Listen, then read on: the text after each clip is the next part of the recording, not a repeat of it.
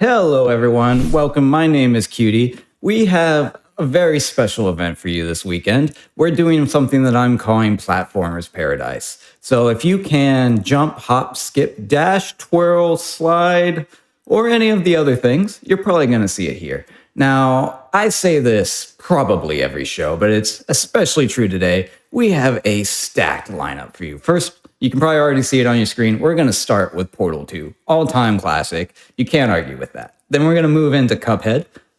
Again, incredible game.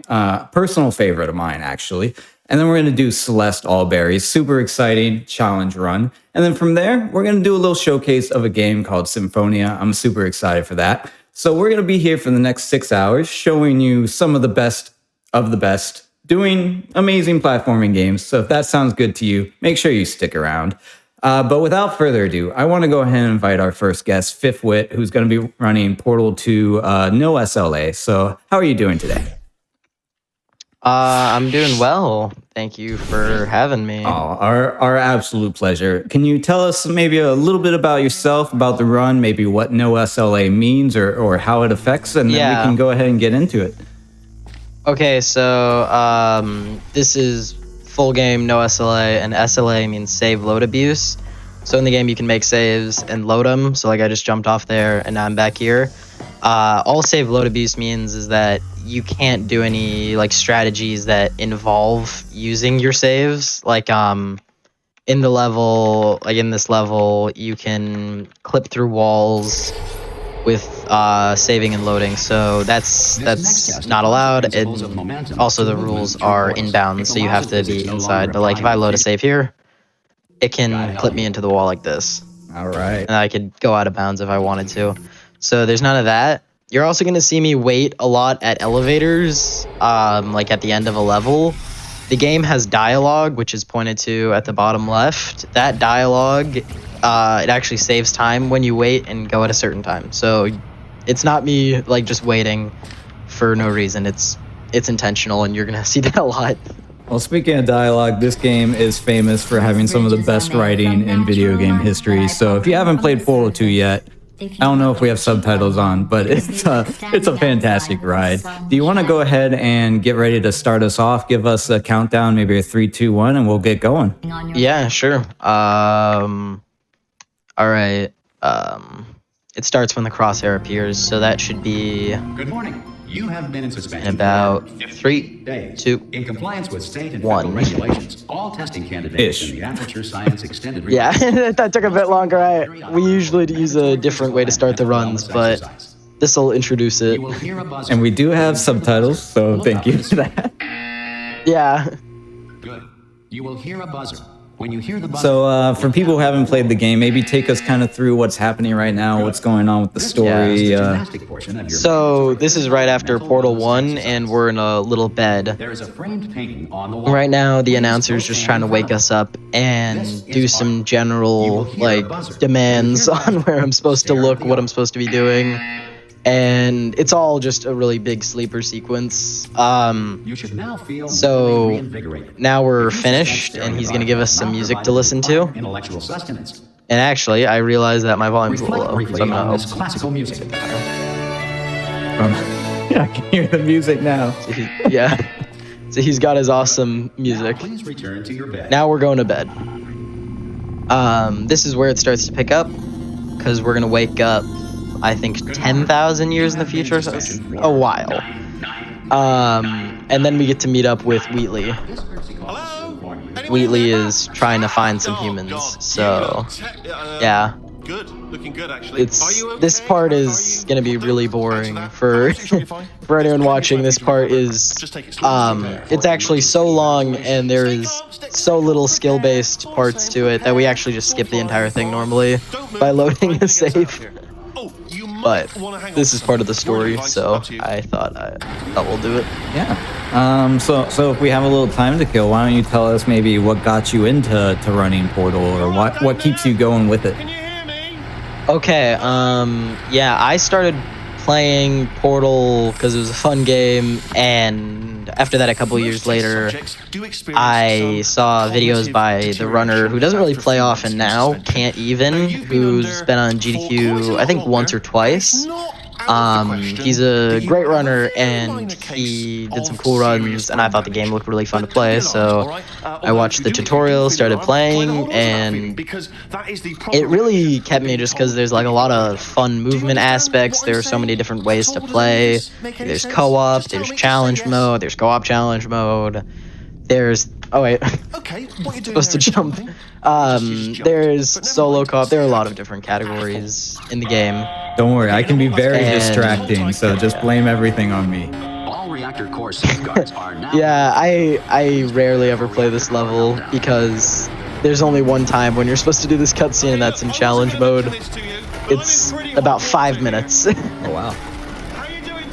Now, I do, we were talking about this before we hopped on. I was late to the Portal 2 train. I only played it a couple of years ago. And I remember watching this sequence and being like, oh my god, the room is moving. What is happening? Like, yeah. It's such a funny level because, like, so many runners want that moment, like routers and stuff, to finally find a way to skip it, because this is 5 minutes of nothing. So many runners want to do it, and just every time they feel so close, and they are never gonna get out of it.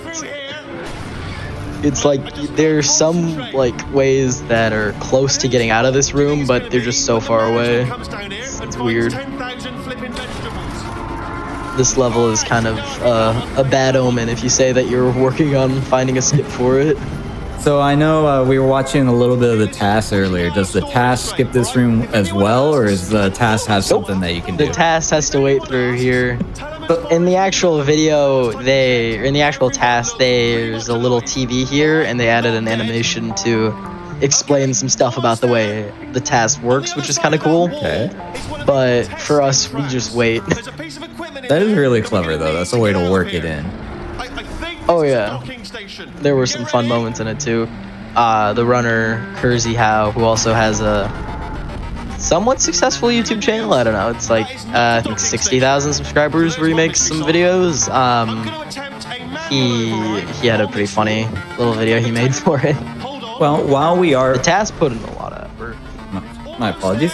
While we are waiting for the cutscene anyways, a lot of people are joining us from watching the GDQ 2025 replays. I do want to let everyone know that Hotfix does have year-round events. And so our next one, Back to Black 2025, which is the upgrade to UBAF, will be live February 6th to 9th here on Games Done Quick Twitch channel, benefiting Race Forward. So you can catch all the action and support an incredible cause. Type !BTB in chat to see the event schedule. And if you want to find out more about the all-black speedrunning community, type !BAF in Twitch chat. And if you're crafty, if you can make things, which I unfortunately am not, but if you are, your prize submissions are open from now until February 1st, so consider submitting something that might end up on the stream and be used as a prize, which I love the prizes every time I see them, so I am super excited to see what all of you come up with, and we are actually having some gameplay, so I will get out of the way. Yeah, this is the first level. Now the game starts to pick up.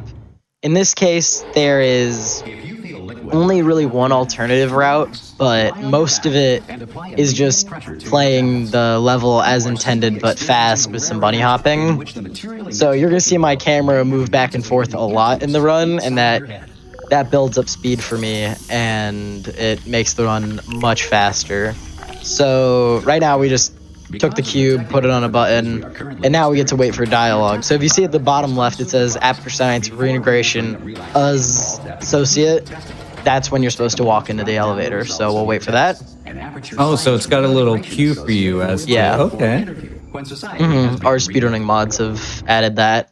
But when we wait for that, there are cycles with the elevator essentially, and it checks when the dialogue is done like every 1 or 2 seconds. And so if you go in at the perfect timing for that dialogue to hit, then that means that instead of just waiting 2 seconds, which is the worst opportunity, you save that time. And do you start at the beginning of that dialogue or at the end? Because I see, 4 or 5 words there. Sorry, give me a second. That all lethal. Okay, sorry, there was some weird quiet dialogue that you have to wait for here, which cuts off the announcer and saves like 10 seconds. I got the slower version, but the hard version, you get about 1/60th of a second to hit it. So I didn't end up hitting it this time. But that's a weird trick, and that's pretty rare in the game where you cut off the dialogue. So here we're just throwing a cube and progressing through the level. This involves a weird glitch where props can go through walls sometimes here.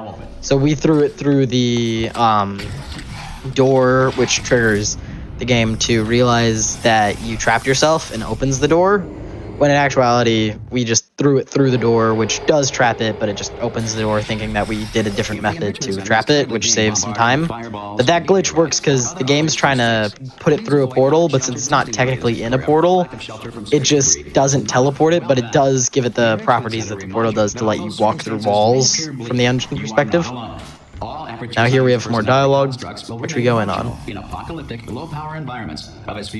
This next level, Future Starter, involves an interesting glitch called a button stick, where if you walk on a button for 1 tick, depends on the button, but some buttons, when you walk on them for 1 tick, it ends up actually making it stuck on or stuck off. That's kind of a funny one, but here we walked on it for 1 tick, which keeps it on, even though it shouldn't be. Why?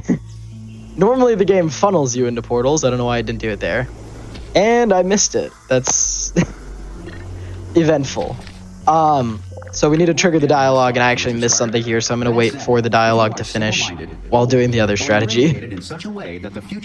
So here we are, and we missed the dialogue by a bit. But here is the first instance of what's called a seam shot and view snap.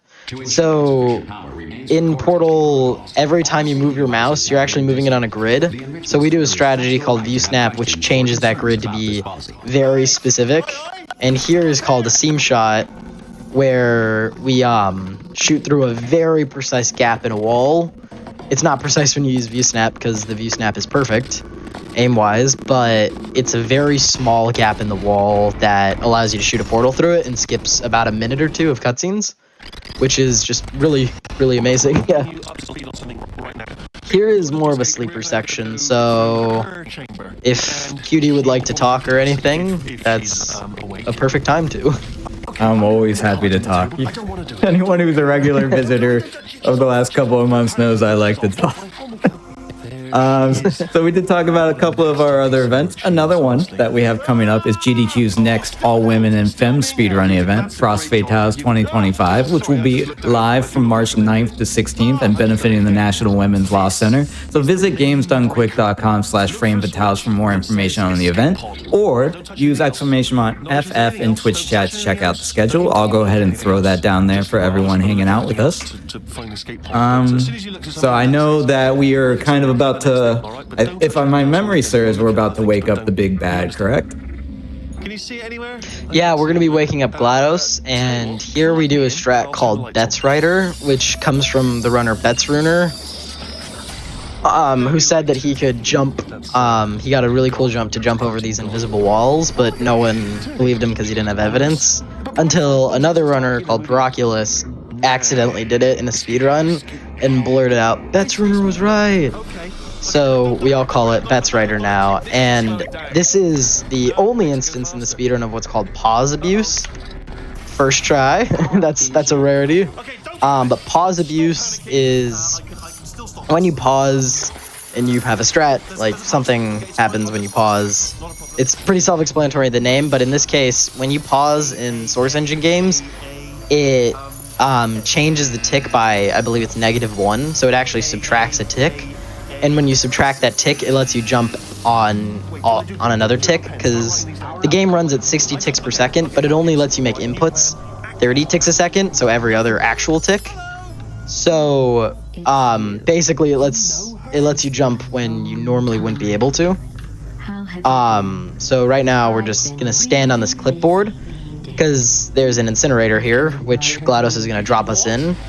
And sometimes when you're on this incinerator, it opens up and you're stuck to it, kind of like a moving platform, so you don't fall in. When you're in a clipboard, the engine bugs out and it doesn't move the clipboard, so you just fall in.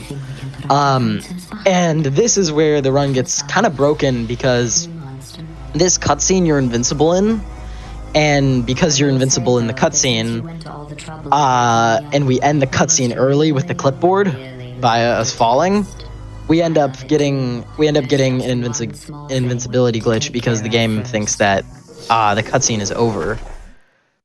Now in the actual game, I completely missed the strategy. Okay, now this is a complete L, but I can't reset it. I completely missed the strategy, so I'm gonna use a debug command to force it in, because that would be about 3 minutes of you guys watching the same cutscene. But just know I'm invincible, and I would be invincible normally. I'm just very unlucky today. But right now we're invincible. It's an alternative strat. We're gonna say it aloud. Yeah. It's a showcase. It's all good.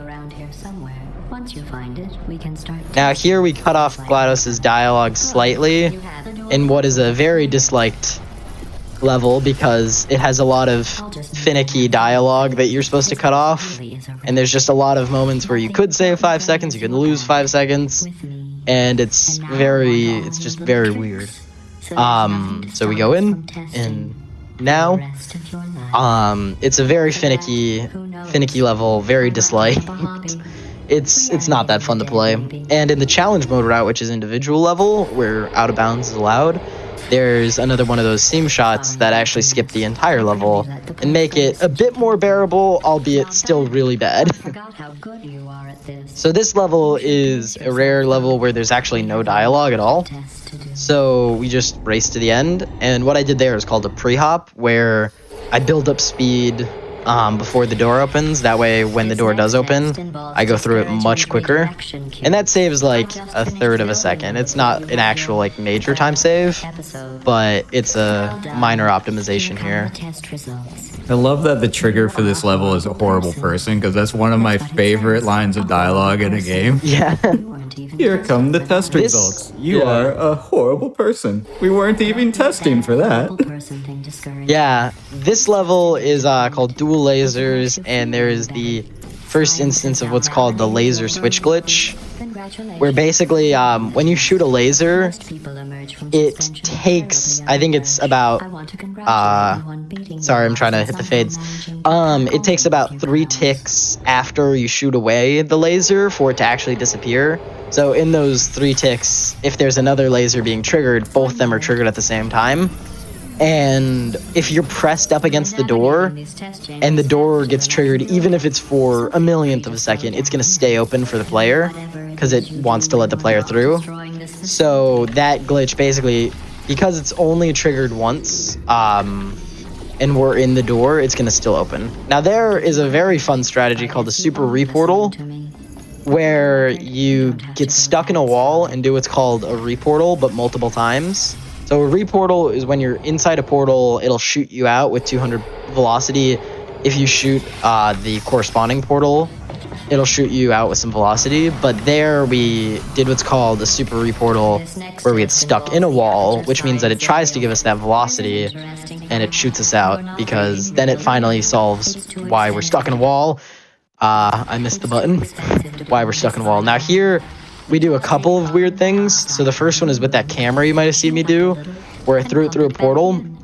Basically, the game's dialogue is very buggy, and it's supposed to trigger the dialogue when you put the cube on the button, but they coded it in such a way where it's just, is there a prop that hits the button? And in that case, we threw the camera onto the button, so it thinks that the door has been triggered, when in actuality it doesn't even turn on, but it plays the dialogue. And then we do a cool cube jump strategy, which you're not intended to do, to end up saving extra time.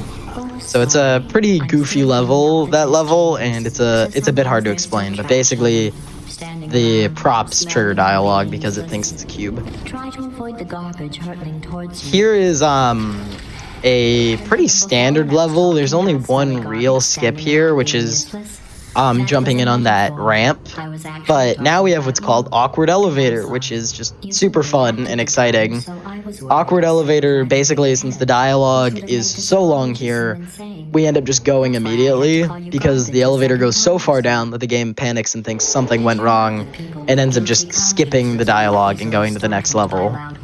That's the only time in the speedrun that the dialogue is that long that we can use Awkward Elevator to our advantage. Normally, Awkward Elevator happens because you don't trigger the dialogue at all, so you just have to wait through it until the game realizes that there's no way it's talking, but in that case, we actually save time.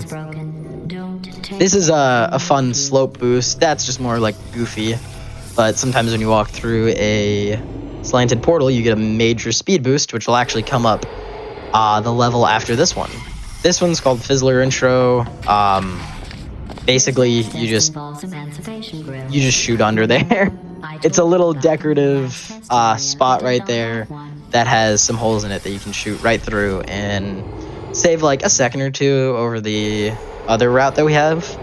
Now is Ceiling Catapult. This is considered like one of the most infamous levels because it's very difficult. There are a lot of really hard parts to it movement wise, so that strafe is pretty difficult. Now we have to pre-hop it, so we make a very precise jump off of this observatory window.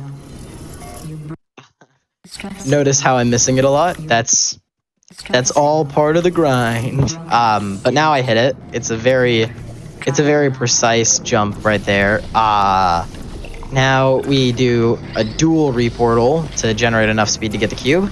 Now we do that sloped surface boost I was talking about. And fling all the way to the end. I missed the stairs just slightly. That's one of the more difficult levels. It's certainly a precise one. It's pretty fun to play in an individual level run, but in an actual full game speedrun, it is very difficult. I'm going to go to the surface. It's a beautiful day out. So here is Ricochet, which is a pretty cool level. We get a reportal here. You're going to see a lot of reportals in the run. I messed it up. We basically throw a cube up and then shoot a portal there. Oh, I missed it again. It's kind of finicky, but basically we shoot that. Oh, I missed it. Oh my gosh. But basically we throw this cube up and then it'll fly up there and we get a huge boost to the end of the level. When it's done correctly, it's pretty cool to watch, but it kind of breaks the illusion when you miss it 3 times.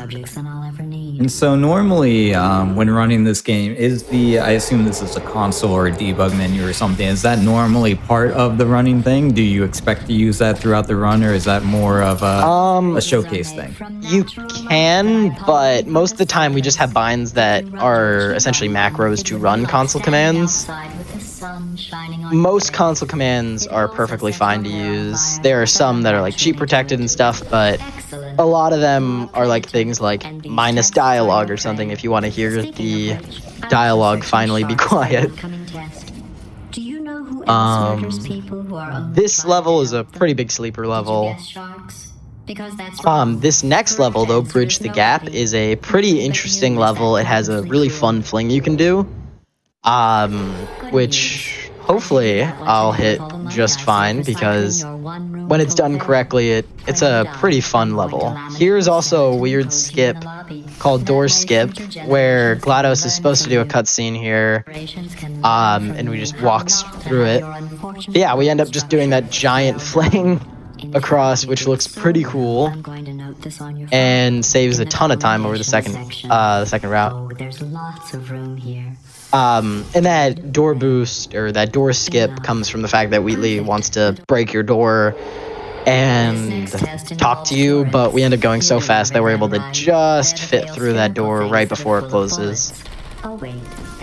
Here is Turret Intro. It's just a lot of shooting portals. There's nothing too interesting, but it's also the first level where invincibility actually helps.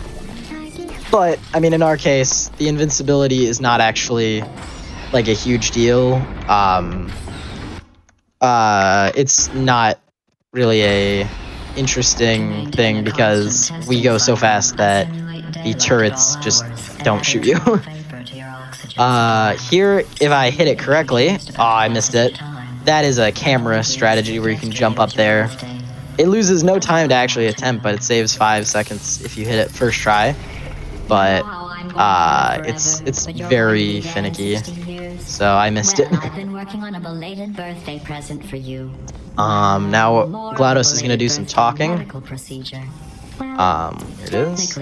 It's a medical Now this is the first time that we do a strategy that actually involves being invincible. In which we're gonna climb on top of a turret because none of them can shoot us. So we're doing some standard bunny hopping, and then we get to jump off the turret. And notice how they're shooting us, but nothing's happening. So notice how they just shot me, and absolutely nothing happens. It's pretty cool, but that only saves like 0.5 seconds. This next level saves about 5 seconds on just movement, because normally you have to wait and kill the turrets with a laser. But here, since we're invincible, they can shoot us as much as they want, and we get to just walk right by them and finish the level. It also means that we don't have to go through the effort of killing all those turrets right there. And here I'll just kind of show, like, the turret really just can't kill me now. And now GLaDOS is singing. Yeah, the juxtaposition of like her humming while the turret's just shooting you in the face. Yeah. It's a funny level, yeah. Here is pull the rug. We throw the cube just on this light bridge. This is essentially just intended done fast. There's no special strategies we use or anything. That was a weird cube. That could have fallen off. And now this is where Bet's Rider really pays off. That invincibility, it's nice in some of the levels, and it saves like 5 seconds in laser versus turret, which I just walked through the turrets on. This is where it saves a ton of time, because basically what's going to happen is we're going to do a thing called course skip, where we're going to get into an observatory because they have a small gap on them. And then we're going to use our invincibility to break the game and shoot a portal in a weird spot that'll teleport us through a wall. Because normally it's just going to try to kill you, but since the game says we're invincible, it's going to end up just putting us... it's going to end up putting us right here and then clipping us to the end. Here is Jerry's skip. It's a very infamous part of the run because you can lose a ton of time to it, and I will demonstrate how to lose a ton of time to it right here. It's very luck based in a lot of ways, which makes it very irritating, but basically on this level Wheatley's going to talk a ton, so we do a glitch called Jerry skip to fall right through the elevator. Here is laser chaining, which is just kind of a fun level to an extent. Like, there's some annoying parts, but it's pretty fun to play. We do a thing called flip shot here, which I actually missed. That's not a big deal that I missed it. It's a minor thing, but it lets you shoot a portal through a portal, essentially. And then, I missed that. There we go. That's just kind of a fun fling that saves, I think, about a second. And here there's no fade. Next is triple laser. This one uses the laser switch glitch again, but this time it's not with portals. It's just with a cube. So we shoot the cube over here, get our laser, and then we just wiggle our mouse a ton. And then the door opens, and then we also have to do that again because you need to be in the door and have it happen, or sorry, you have to be in the door and then trigger the door to open again, which makes the game think that you actually finished the level and plays GLaDOS's dialogue. Otherwise, you're just gonna have to have like a 20 to 30 second time loss. Here is Jailbreak, which is where the story starts getting set in place. Wheatley's gonna let us get broken. It's gonna let us skip this part here. We shoot some portals so we can get into his little den early. Normally we'd have to wait about like 8 seconds for GLaDOS to tell Wheatley that she can hear him and stuff, but right now we're in our own world, just going fast. We skipped some minor catwalk movement there by jumping over it, but yeah. Now it's escape, where we're gonna get some epic music. And we're just gonna bunny hop. Sometimes Wheatley actually just disappears in this level. This case it didn't, but sometimes Wheatley just disappears because of some weird quirk where he like spawns in you and the game gets really confused and just deletes him, which is kind of funny. But now we're just doing some catwalk movement while the chamber's getting destroyed. And here's a pretty big waiting sequence, like 10 seconds. And notice how my game just got really bright. That is a full bright command that I just put in, or I have a bind to do it for me. But the next level, we do a thing called flashlight skip, which I'll show, where we skip Wheatley turning on his flashlight, meaning that the level is going to be essentially invisible. Kind of like the big flex in this level is that a lot of runners can actually do it completely blind, but I'd rather save you guys, and partially myself, the absolute agony of playing a minute-long level blind. So that's flashlight skip right there. It's kind of hard to see, but we just climb on his little management rail, which skips a cutscene entirely, which is like 10 seconds of time save, probably more. He goes on for a while. You're gonna hear Wheatley talk a lot in the background about how someone went crazy, but we're too busy just bunny hopping. So yeah, it's a very movement-intensive level. It can be pretty difficult, but overall, it's just a really fun level. Here's a strategy called Zimbabwe Jump, named after Zimbabwe, I guess. There's no reason, but that was Zimbabwe Jump. It's a cool little jump that skips like a hop or two, and I fell off. Right there, I just typed into the console to load my second to last save instead of my last save, because my last save I was falling off. So we're just gonna jump off these catwalks, and then we'll be into turret sabotage, which is another level with a seam shot and a view snap. We're gonna use view snap to shoot straight through the vault door, which skips a huge cutscene. Here we do a thing called conveyor skip, where we just, with some tight bunny hopping, it's very finicky to play, but with some tight bunny hopping, you're able to land up here instead of walking all the way through the catwalks, or through the conveyors.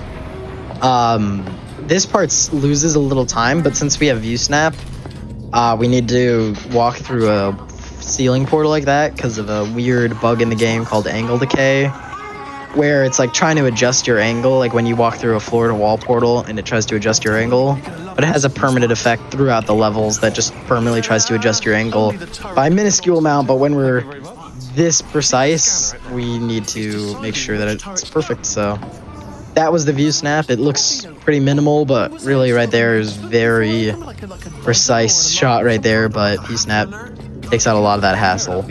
So we just skipped like a minute right there. And now we just have to walk on through turret sabotage. And after this, we have neurotoxin sabotage, where we're going to take away GLaDOS's neurotoxin. We're going to take away GLaDOS's neurotoxin. In this level, we're supposed to sabotage her turrets, but we never do, which is weird coming up in the core level, because for some reason they just are sabotage. GLaDOS just must have really bad production lines. Here is neurotoxin sabotage, where we do a glitch called implosion skip.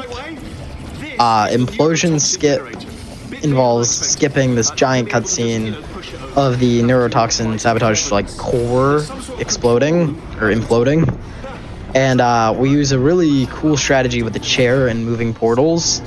So to give you the rundown, a moving portal was not coded in properly. This is the only time in the game where there's a console command that lets you have moving portals on.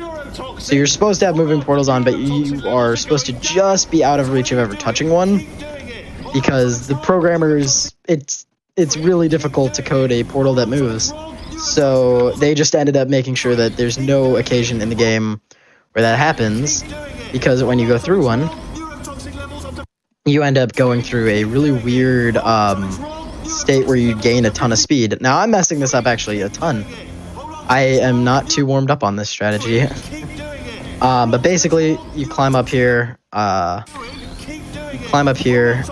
then you jump off the cube and pick it up, or not the cube, the chair.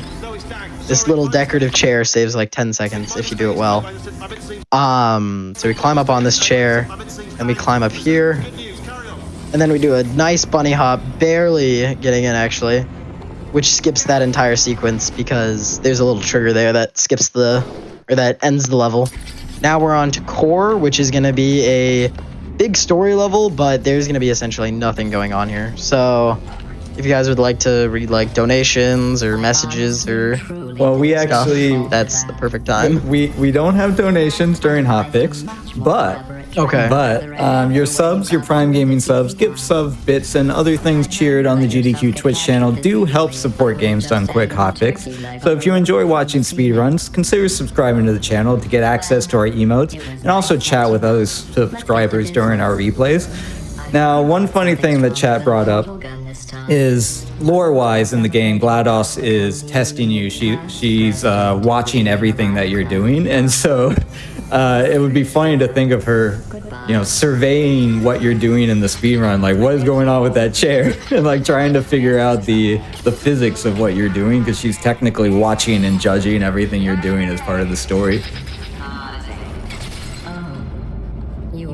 Yeah. Here we have those defective turrets, which we weren't even supposed to have actually done anything with. So in this case, GLaDOS just had bad turrets, period, because we never sabotaged them. And here we have the neurotoxin pipe coming in, which you can actually see it move. There's an end to it. But Wheatley, story-wise, Wheatley's supposed to be in here. So we have Wheatley now. And we're gonna get back to waiting. Actually, in this level, we do a thing called core skip, which is the biggest time save in the run, actually. It's about a 3-minute skip. And it's also one of the easiest in the game, ironically, because it's just you land on top of an elevator. And that skips a major cutscene. Now here we're just going to wait for GLaDOS. And we're just going to aim for where this portal surface will be. In the tool-assisted speedrun, it's actually really interesting. They use a very minor way to gain height to save some time by flinging in there without using their own velocity. Because basically, when you go through a portal and you shoot the opposite portal, you can gain a little bit of speed. It's not a reportal though, because reportals can't happen on floor portals. It's just a really weird way to gain height, and they gain a huge amount of height and end up flinging into it. But here, yeah, there's just more waiting. GLaDOS is getting taken over by Wheatley.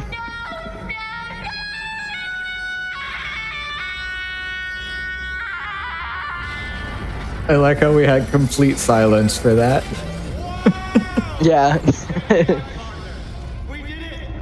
It's ironic because we're going to bring her back to the facility within about 20-30 minutes. So it's not going to be going well for GLaDOS. This is elevator skip. The elevator is going to come up here and we just jump on it. And it thinks we're inside the elevator right now, but we're actually above it. And right down there, you can kind of see the gap. It's definitely hard to see, but you can kind of see the gap right there. In there is the ending trigger, so when you enter it, you end up going to underground, which is the next level. So it's gonna go up, and there's some invisible walls here, so that's why I'm not going down yet, but there's an invisible wall, and now we're off, and we land right here. I bonked slightly on the floor, but if you hit it correctly, you hit what's called hole-in-one, which is a specialty of the great runner Madden. I think he did a run about a year ago on GDQ, but I just wanted to kind of shout him out because he makes some cool streams. But now we're getting back into movement. This is when the game stops being a cutscene, stops being a major sleeper level, and we actually get to start playing again. This level is like 95% movement and like 5% actual gameplay. So right now we're just jumping here. We land up on this sign to shoot a portal really far away and skip a long hop sequence. And then we just gotta press these buttons quickly. And now the door is open, so We have a minor skip right here where you're supposed to wait here for the thing to open and then these doors to open. But what we're going to do is we're going to land into it. So we're just waiting for it to open. We land right here. And as you can see, there's actually just a black wall right here. That's just a wall. You can't actually walk through it. It's not dark. But there is a door right next to it. And that door is the key to the end of the level. Here is a level called Cave Johnson, which is amazing because you don't hear anything from Cave Johnson. But basically, we're gonna do this thing called Cliff Shot, which I'm struggling at. Cliff Shot is a pretty precise shot right there, which saves a good amount of time because now we're gonna do what's called that slope surface boost again and a reportal to end up flinging right on this pipe. And you get to go right to the end of the level. It's a pretty satisfying skip right there.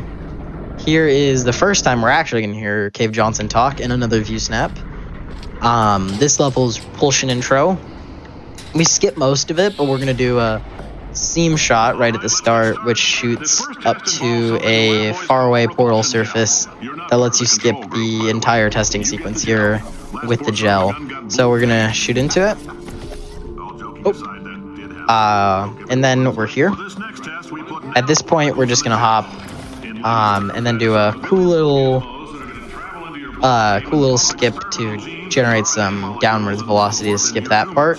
This is called Stepdad, and some people also call it Step WA now because initially we called it Stepdad because the old strat you'd basically just press DAD really quickly, and then it's another one of those button sticks that I talked about in Future Starter, where basically the button is activated and deactivated so fast that it stays on, and we do step DAD to hit it once and then immediately stop being in it. But now we just do WA because we found a better lineup. Here is the first instance of what's called a gel-assisted portal boost, or super portal, where we do another one of those super portals, and then we also have gel in it to fling all the way across the level. It's a pretty fun strategy. Now we have Crazy Box, which is normally a pretty long level, but we have a seam shot again right at the start to shoot a portal straight into the ending level. So I'm gonna do that now. So we snap up, snap one to the right. Then we're just gonna do some pretty bad hops comparatively over here. And then we're gonna break the glass with a weird glitch called crouch triggering. And then we're just gonna fling to the end. Basically what crouch triggering is when you crouch, your hitbox shifts slightly up, and when you uncrouch it shifts down.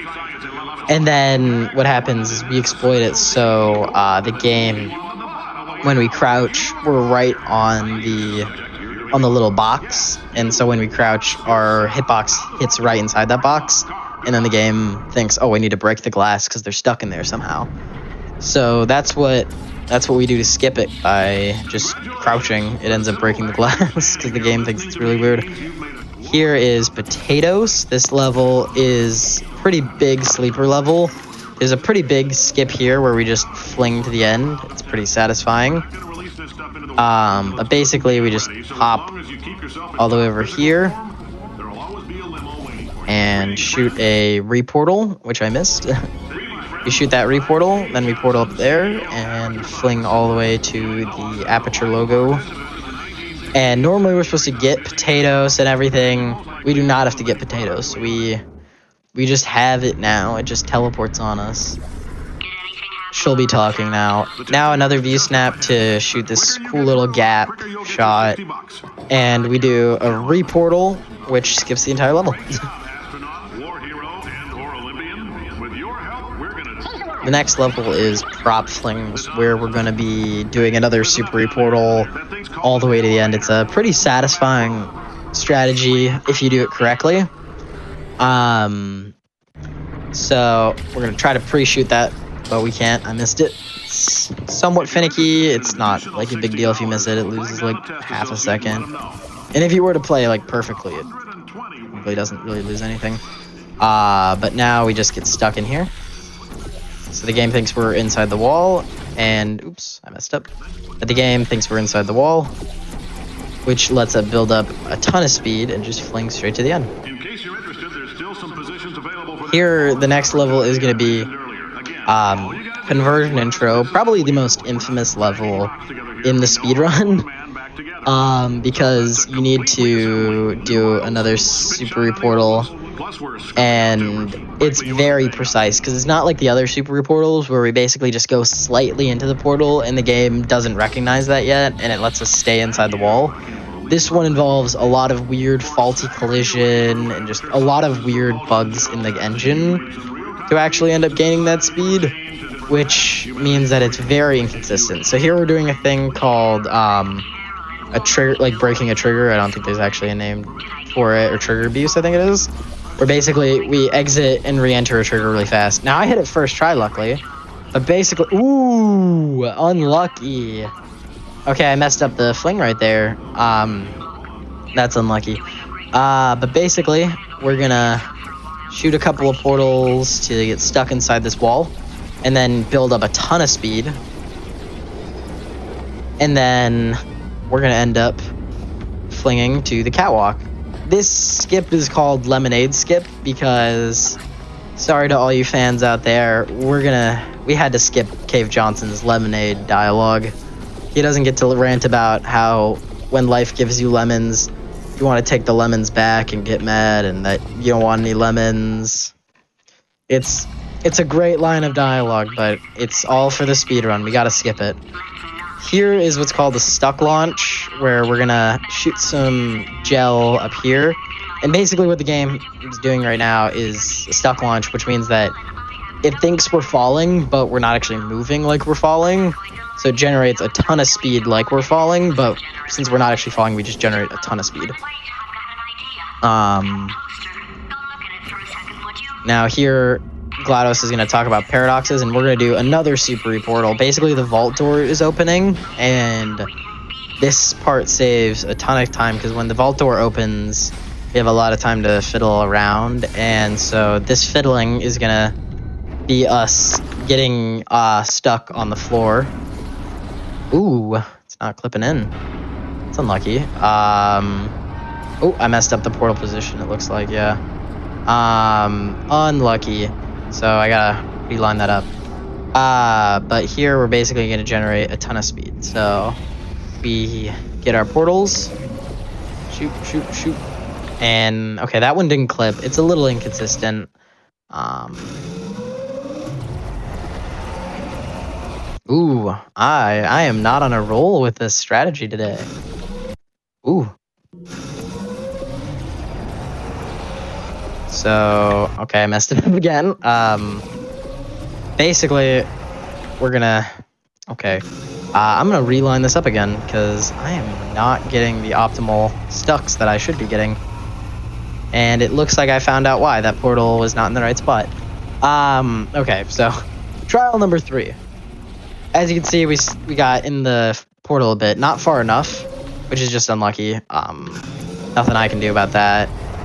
But here we are. Now we have enough velocity to just fling up. It's pretty satisfying, but I messed it up a lot, so that's my bad. But yeah, we just skipped about like 10 to 20 seconds of waiting inside this little cradle. It's a weird skip. Now we're on to test, which is a pretty sleeper level. There's not much to do, but you do have one skip, which is about a minute skip, where you throw a cube in such a way that the game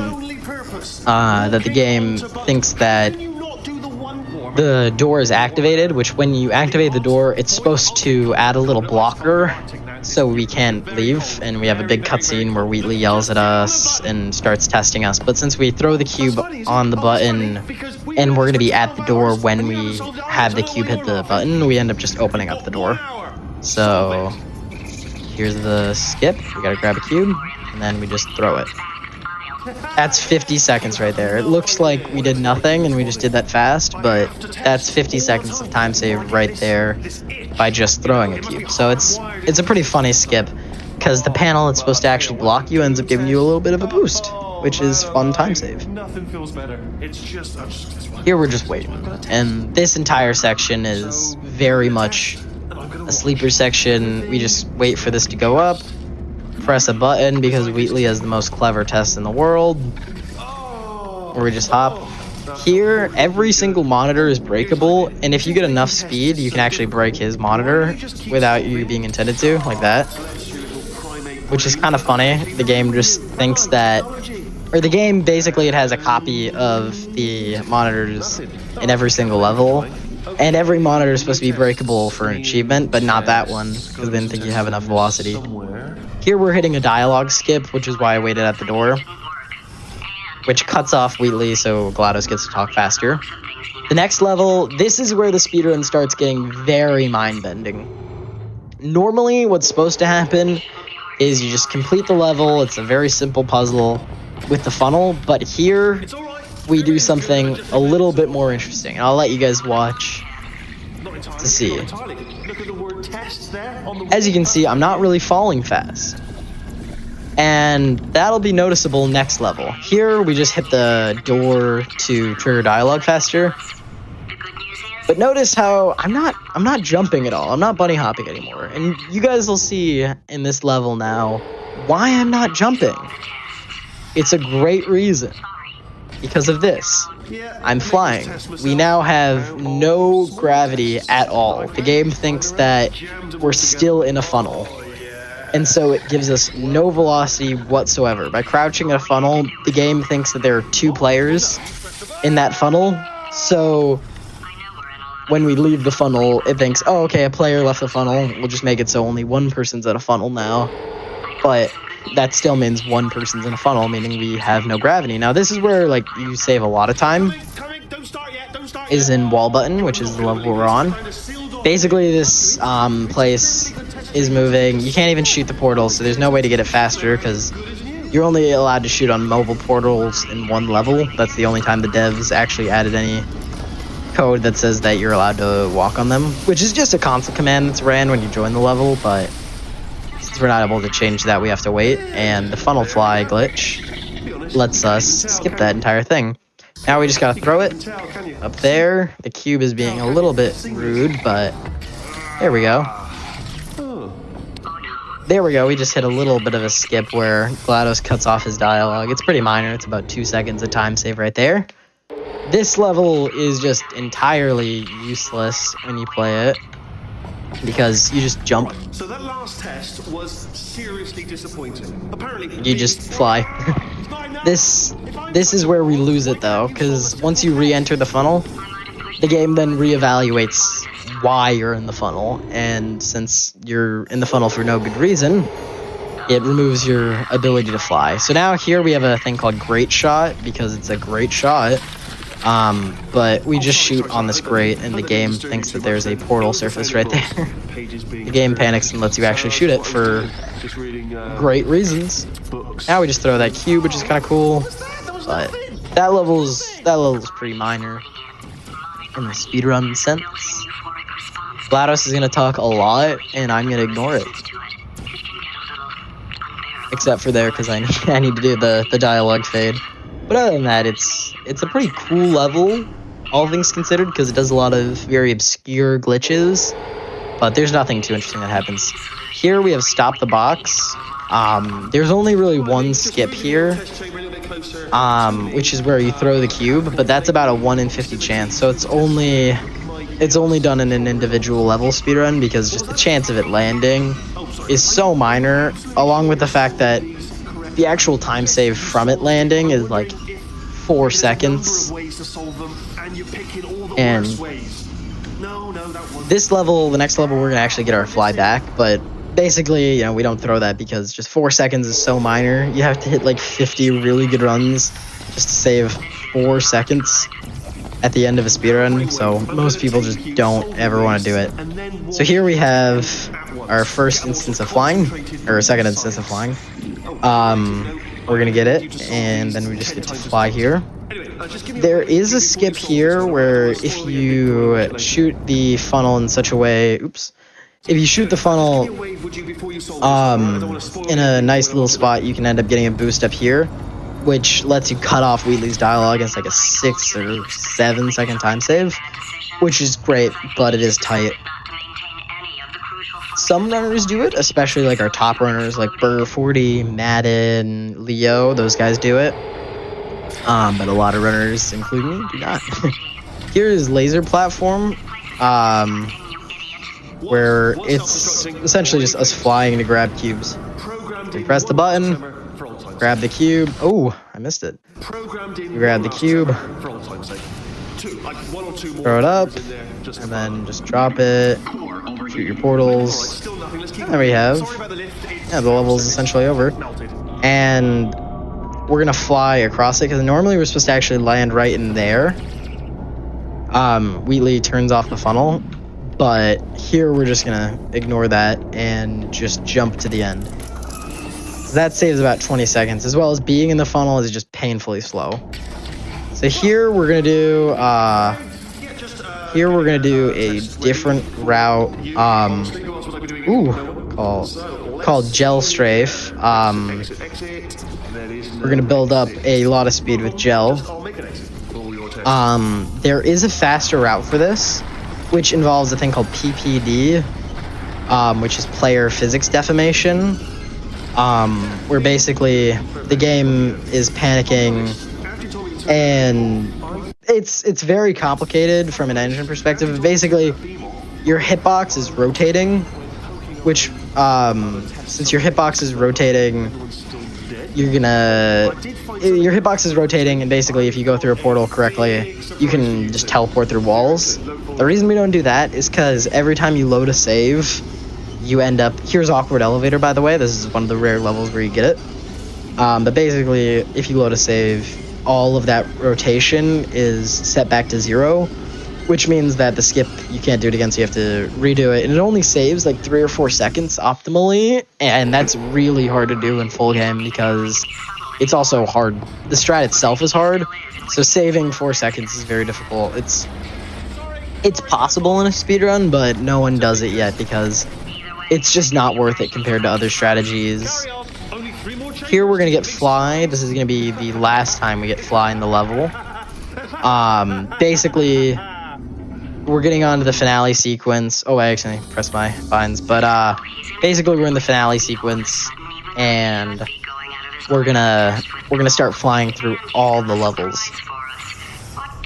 So here we're just gonna walk. Here I'm gonna, well actually here I'm gonna, but there I'm just gonna fly slightly, but most of it's just gonna be me walking. And then here is where Wheatley's monitor was gonna be, but they never ended up adding it. But there's still a little lip in the wall that lets you land on it. So now we're gonna be able to just skip this entire level. Actually, fun fact about this, in the individual level speedruns, you do not have the ability to fly.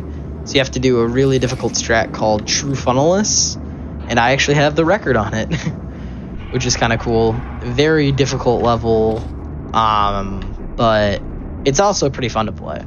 Here, though, we're just going to strafe, and Wheatley's monitor is slightly curved, which means that on top of the fact that he has an awesome curved monitor, we're able to fly off of it. So I've decided I'm not gonna kill you.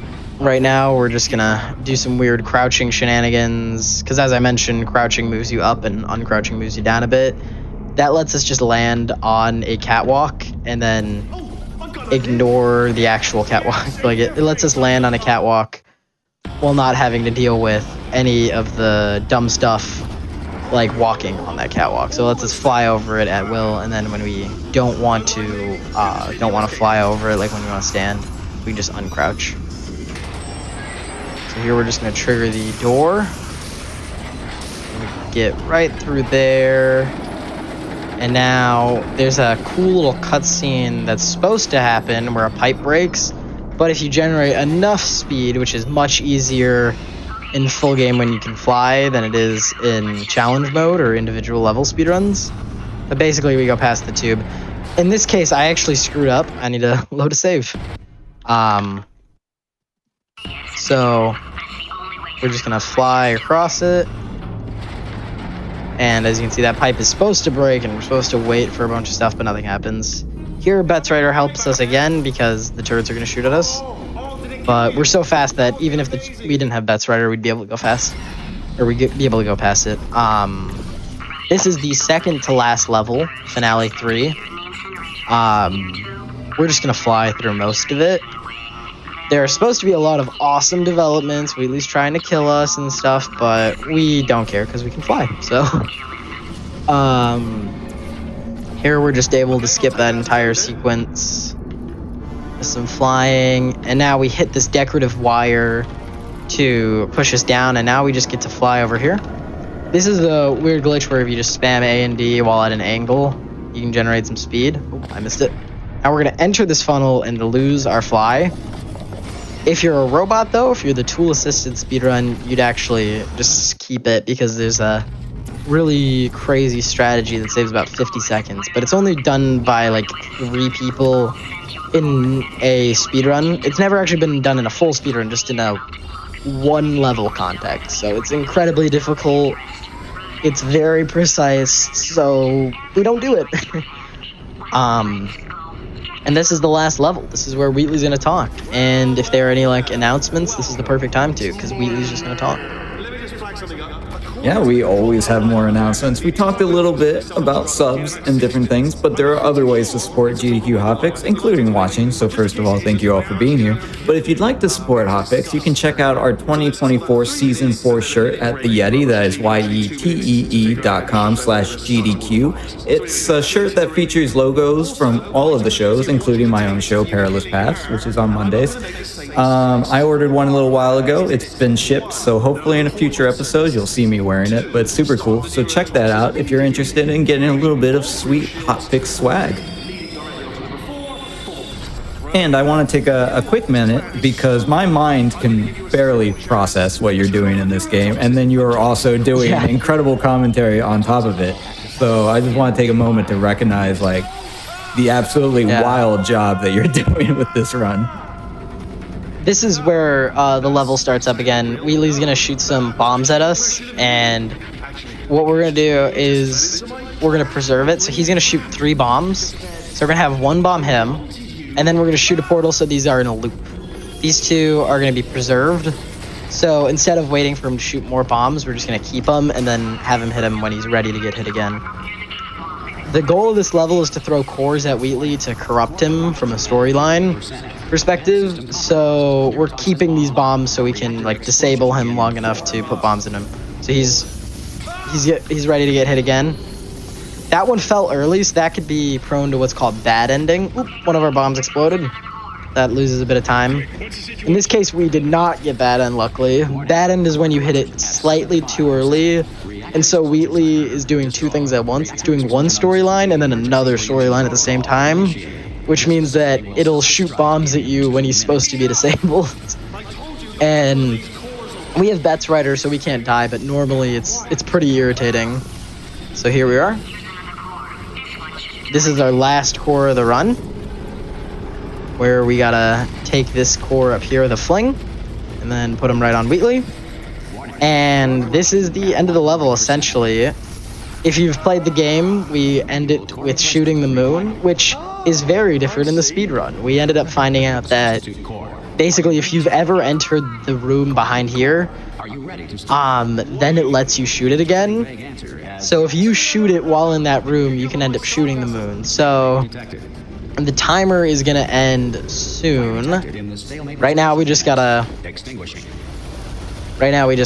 shoot here, which if you shoot fast enough, it ends up just staying, which is pretty funny. So the timer should end in 3, 2, 1. That's over. So we shot the moon, and notice how the game is going to get really weird because it thinks that you shot the portal, but it's also trying to give you the cutscene to shoot the portal. So we're in space now, and now we're able to shoot the moon. So if I can barely move, but we could still move our camera. It's a pretty funny glitch. So yeah, that's the end of the Portal 2 full game no SLA speedrun. Thanks for watching. Geez, do you want to take a moment to tell all the wonderful people out there where they can find you, if you have any socials, if you have anyone in the community you want to shout out, or anything else you want to talk about? Yeah, I guess I'd like to shout out, I'll just put him in chat, not Burger40.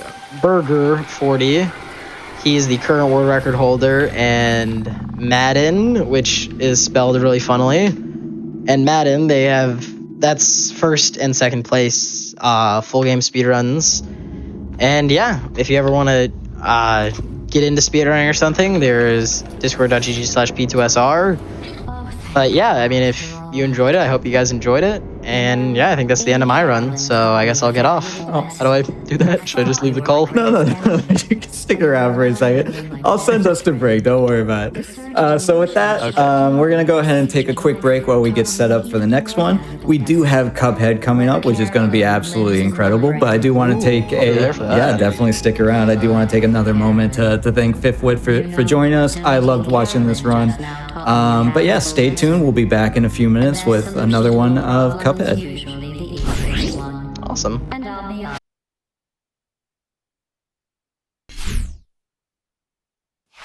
Hello everyone, my name is Cutie and welcome back to a special event. We're doing Platformers Paradise, meaning if you can jump, dash, kick, twirl, whatever it is, bounce, we're probably going to be having it here. We just saw an amazing run of Portal 2, and now we're going to move right along into Cuphead, which is one of my actually personal favorite games, whether it's the animation, the music, the fun indie dev story behind it, whatever it is, it speaks to me. As you can tell, I am just a little bit of a fan. This is actually my collectible vinyl of the soundtrack.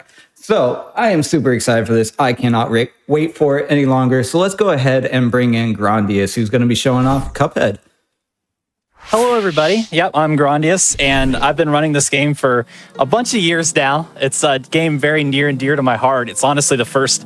I was always interested in speedrunning, but this is the speedrun that really captured me and I really went deep into, and I love it. I'm really excited to share it with you all today because the game looks amazing. I mean, the way it's animated and everything, and the run looks cool, but there's also so much going on, like under, behind the scenes, like so many interesting optimizations, and I think you all will find it interesting. So I'm excited to get going here. One detail I will add, this is on version 1.1.5.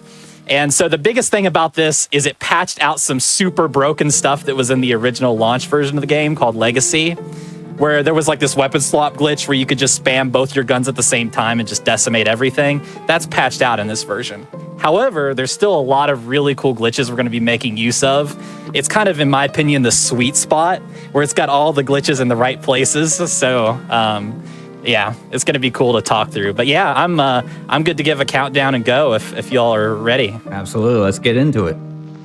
All right, let's start in 3, 2, 1, go. Good luck. Have fun. Thank you. So starting off here, I'm just going to dash over to Kettle, talk to him, pick up the pea shooter. We're only going to be using this for one stage. Unfortunately, the pea shooter is a little bit on the weaker side. Not a bad weapon by any means, but we got some super broken weapons to pick up instead.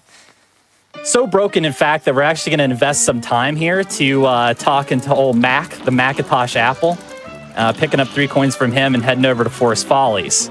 So we're doing this whole stage here just to collect coins. So one tech I'm already going to be doing is called jump dashing. Basically, normally when you dash, you have a little bit of a cooldown before you can dash again. But if you jump, it kind of resets this cooldown. So I'm going to be able to just kind of make use of that to get through the level a little bit quicker. Hopefully I can preserve the second HP because I can go for a tech called Ninja Clip to clip through the acorn machine. Let's see if I can get it here. Oops. Nice. Okay, so that machine you're not supposed to be able to go through, but if you press jump and EX on the exact same frame, the pushback from the EX for whatever reason could put you through thin walls, which is what that acorn machine is. So I kind of push myself through the machine, which is kind of a cool tech.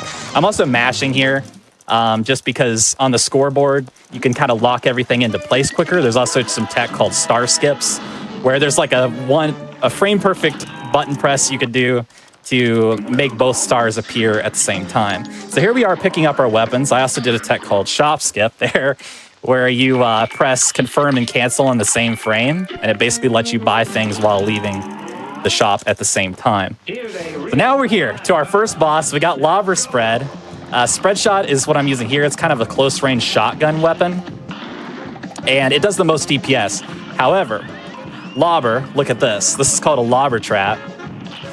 And it just hit that boss for a whole lot of damage while we were waiting around. And that's why Lobber's amazing. It's an incredible utility weapon. It gives us a little bit of range, and it lets us set up these Lobber Traps to just completely barrage the boss. It's also got an amazing EX move. I'm actually using it right here, the Lobber EX. Because it has splash damage, so it's able to like clear out those mini carrots, for example. The Lobber EX is also incredibly broken in general. It's one of the glitches. Basically, if you blow up a Lobber EX on the ground, it blows up twice. So it'll actually hit for double damage on bosses if they're close enough. You can even angle it diagonally in a 1 to 2 pixel wide window, depending on the boss, to have the EX collide with both the boss and the ground at the same time, creating a triple damage situation. Okay, I got a little bit of a tricky pattern here. You can see I'm shooting those Lobber EXs straight down. Gonna be trying to get a thing here called Super Skip. Let's see if I get it. Okay, got it. Okay, this is kind of a glitched animation, but essentially you can damage both frogs because they share a health bar. And so I'm blowing up these Lobber EXs on the ground, and since it does double damage and it's hitting both frogs, that doubles up to quadruple damage. And things get crazy pretty quick. And so I basically did so much damage to the frogs that I had already killed phase 2 before it ever even started. And that's why that animation glitched out and we went straight to the final phase, skipping phase 2. But yeah, so there's a whole bunch of stuff going on here. Now we've talked about double damage Lobber EXs, triple damage Lobber EXs, quadruple. Why not sextuple damage Lobber EXs? Because we're about to go for one of those on Goopy coming up here. Like I said, this weapon's really broken and it makes it super fun. So this cute little slime inspired by Dragon Quest, I would assume. We're gonna be tracking him around with Spread Shot as he hops around randomly. But you can't see it, but the big Goopy is already here. He's way off screen, the sprite for the big Goopy. He's already there. And basically the game just kind of seamlessly shifts him over. Okay, 1 second, I gotta see. Okay, I unfortunately missed it there. But so the Lobber EX, the explosion from it lingers for 6 frames, which is a very short period of time. But basically what you could do is you could have it hit the original Goopy, and then during that 6 frames, the off-screen Goopy that the game already has preloaded swaps in. It'll then get hit again by the Lobber EX explosion. And so however much damage that EX did, it basically will double up. So if you did double damage, it'll double up to quadruple. If you did triple damage, it'll double up to a sextuple. So yeah, some crazy stuff. We're going to here to our first plane level against Hilda. We don't have mini bombs yet, so we don't have to manage 2 weapons here, which makes this a little bit simpler. But we do still have to try to track her as effectively as we can. I'm also going to be taking a damage boost here because, as you can see, this EX, bam, bam, bam, bam, bam, it just absolutely shreds her through there because it's traveling in the same direction she is, so it's able to tick multiple times as it goes through. And I'm going to be doing this again, which means we do have to go down to 1 HP, unfortunately. Makes things a little bit scary. But we'll see if we can hopefully get through it deathless. I'm also trying to time these EXs and position them in such a way that it hits her as many times as possible. Because she kind of sways back and forth, and that is relevant. Now, during this period right here, she doesn't take any damage, but we can still shoot her to farm cards. Because when you deal damage, you generate EX cards. So on this part, I'm actually going to try to get the EXs stuck on these UFOs so that they tick additional times. These are called UFO clips. Because the UFOs, for whatever reason, have like 10,000. They have like infinite HP, basically. You can't actually kill them, but they're technically damageable, so the EXs can like collide with them and get kind of stuck in Hilda's hitbox for longer. Now going into Cagney, great, awesome boss. I mean, I'm talking about so much speedrun stuff, but like, this game is just so gorgeous and so much personality. It's incredible. But yeah, one thing we're going to be doing here on Cagney after the swag lobber is trying to hop in when he kind of moves a little bit forward in his shimmy so that I can actually hit him with a little bit of spread shot, since spread shot does more damage than lobber. Or more DPS. Okay, we're getting actually a good pattern here. Gonna be damage boosting in. Oh, wow. Missed an input there. So the reason I damage boosted in this little spot, I'll actually go down here and show you. There's like a wall here, and if I face diagonally down left in this exact spot, I can shoot lobber EXs in that position. And they collide with the ground and the vines of Cagney, and while the vines aren't damageable, it causes an extra lobber explosion, which will actually reach up and hit Cagney. So you can get like a double or a triple. That's also one thing I forgot to mention with the triple damage EXs, the ones that collide with the ground and the boss sprite at the same time, the pixel perfect ones. Those are also a 50-50, unfortunately. It's due to a processing bug. It either processes it as a double damage EX or as a triple damage EX, and there's unfortunately no way around that, and it ends up being a 50-50. Now, one thing I haven't really talked about is there's a lot of different outcomes that could be happening on all these fights, and a lot of strategies are you just have to be reactive. So for example here, there's a bunch of different mini bosses that could pop out of this gate. But this lobber trap I'm setting up and that lobber EX accounts for all of them, so it'll hit any minion that comes out for a lot of damage. Now, unfortunately, I don't have an EX here, which isn't great, but we'll just finish this guy off. We got Candy Corn, that's not bad. Now, Bonbon's hitbox here, it doesn't actually hurt you, so I could just jump up in here. The castle will hurt me, but I'm just like a little bit left of where the castle would hit me. So I could just stand here and jump up and shoot her. I'm also using spread EXs there because spread EX actually does more damage than lobber EX when you're not doubling, tripling, quadrupling, doing all this craziness. So next up, we're heading over to pick up mini bombs, which this makes playing levels crazy. So now we're gonna have a mini bomb, which is kind of a slow weapon with splash damage. We're gonna be trying to make good use of that. While it does slightly less DPS than the bullet, it's got its own nice properties. And it allows us to do a tech called Luigi swaps. So normally when you press EX, it stops your ability to shoot. I'm gonna have to take a damage boost here, unfortunately. Yeah, that's a little bit awkward. Normally you lose your ability to shoot, but if you Luigi swap, which you perform by pressing EX and weapon swap on the same frame, you can actually keep shooting while doing your EX move, which gives you a lot more damage. So I'm gonna have to use some splash damage through this egg wall because I normally would damage boost, but I don't have any HP. We're gonna be going into a very sketchy last phase here. Oh boy. Okay, we should be fine. Just gotta weave between that. Everything's fine. And yeah, things can get really scary in this game really fast. When things kind of go off script and you're like, oh, I took that accidental hit and now my whole strategy is kind of thrown out the window. But yeah, nice thing about the last phase there on Wally is it's such a long hitbox that your bullet EX is ticked so many times, it does so much damage. Like probably one bullet EX it's actually close to as much damage as a nuke would give you, which is like the 5 card thing. Now here, going into Jimmy, this is kind of like the calm before the storm in the run, because coming up is a gauntlet of run killers. It's Beppy into Grim into Rumor into Dr. Cow, which are all very difficult fights. Not that this fight's easy, but it's not that bad. So one thing I'm going to be doing here is shooting 5 bullets and then a mini bomb into each one of these faces.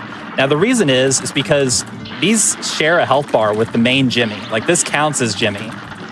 So because I'm doing so much damage here, I'm probably going to be skipping or close to skipping this phase here. I'm also managing my mini bomb cooldown in such a way, you'll see I have a mini bomb ready to just hit him right there. I kind of like will hover on mini bomb during downtime just to refresh the cooldown of the mini bomb so I can let it out like right there once the boss is actually back on screen. So there's a lot of like subtle little weapon cooldown management things that I'm trying to factor in. Kind of baiting the hat in a weird way where it gets stuck, going for some very close, almost got another parry there. Going for some very close mini bomb EXs there because the Cuphead's so thin that the mini bomb EX ends up doing more damage because the bullet EX would only tick like once or maybe twice as it travels through Cuphead. But on that last phase, it's a lot wider of a hitbox, so you can go for those bullet EXs and get a whole bunch of ticks, which is really cool. Now, coming up, something insane. This is the big skip of the run, the biggest skip of this category called Beppy Skip. I'll try to explain how this works while doing it. It's going to be very tricky. But basically, Beppy will scoot around, then he'll lunge forward and hit the side of the screen. When he hits the side of the screen, the game says, have you dealt enough damage to go to phase 2? If so, he'll hop out the car. If not, he'll turn around, which you'll see him turn around here because I haven't done enough damage. So what I'm doing is I'm getting him right on the edge of triggering. And now that I've baited him to do one more attack, I'm going to go for... Oh my goodness. Okay, I got it. I'm going to go for a lot of damage. And basically what I did is while he was still in phase 1, I've already killed phase 2. So similar to the Ribby super skip from earlier, when you kill a phase before it ever even happened, the game tends to bug out. And in this case, it bugs out in a very good way where Beppy just gets kind of stuck in this animation. And you could just make quick work of him there. Normally, you go through like these 2 other phases. The transitions are super slow. You're sitting there waiting forever. So this saves like 20 seconds. It's massive.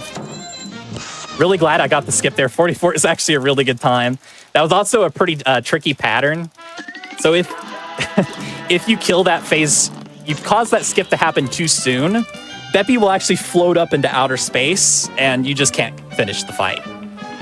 So I had to react there and hold back my damage a tiny bit to not make the skip happen too soon or else we would have soft locked. So that was pretty tricky. Talking about RNG, here we go into Grim. So all these platforms are random. So not only is Grim random himself, but he also has random, your literal platforms are random. There's technically cloud patterns, but they're so unpredictable that you basically can't read them. Actually getting decent RNG here, which is amazing. I'm going here to phase 2. He doesn't take damage right away, so I'm just going to be setting up some kind of a sideways lobber trap to get a bunch of damage in there.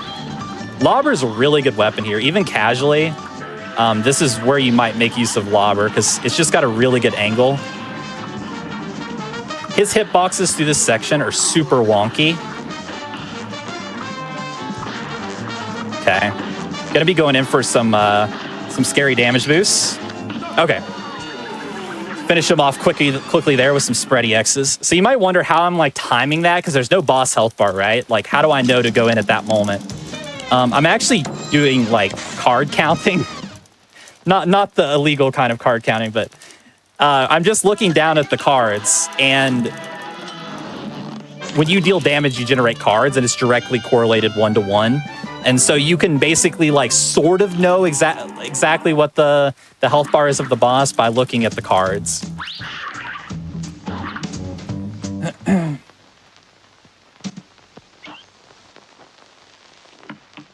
But yeah, we're gonna be going over here to Rumor Honey Bottoms. Got the police beat. Oi, oi, oi! There it is. Well, I took 1 damage there, so that's not ideal. So I'm gonna be going for a 2-cycle fight here. This is gonna be really hard.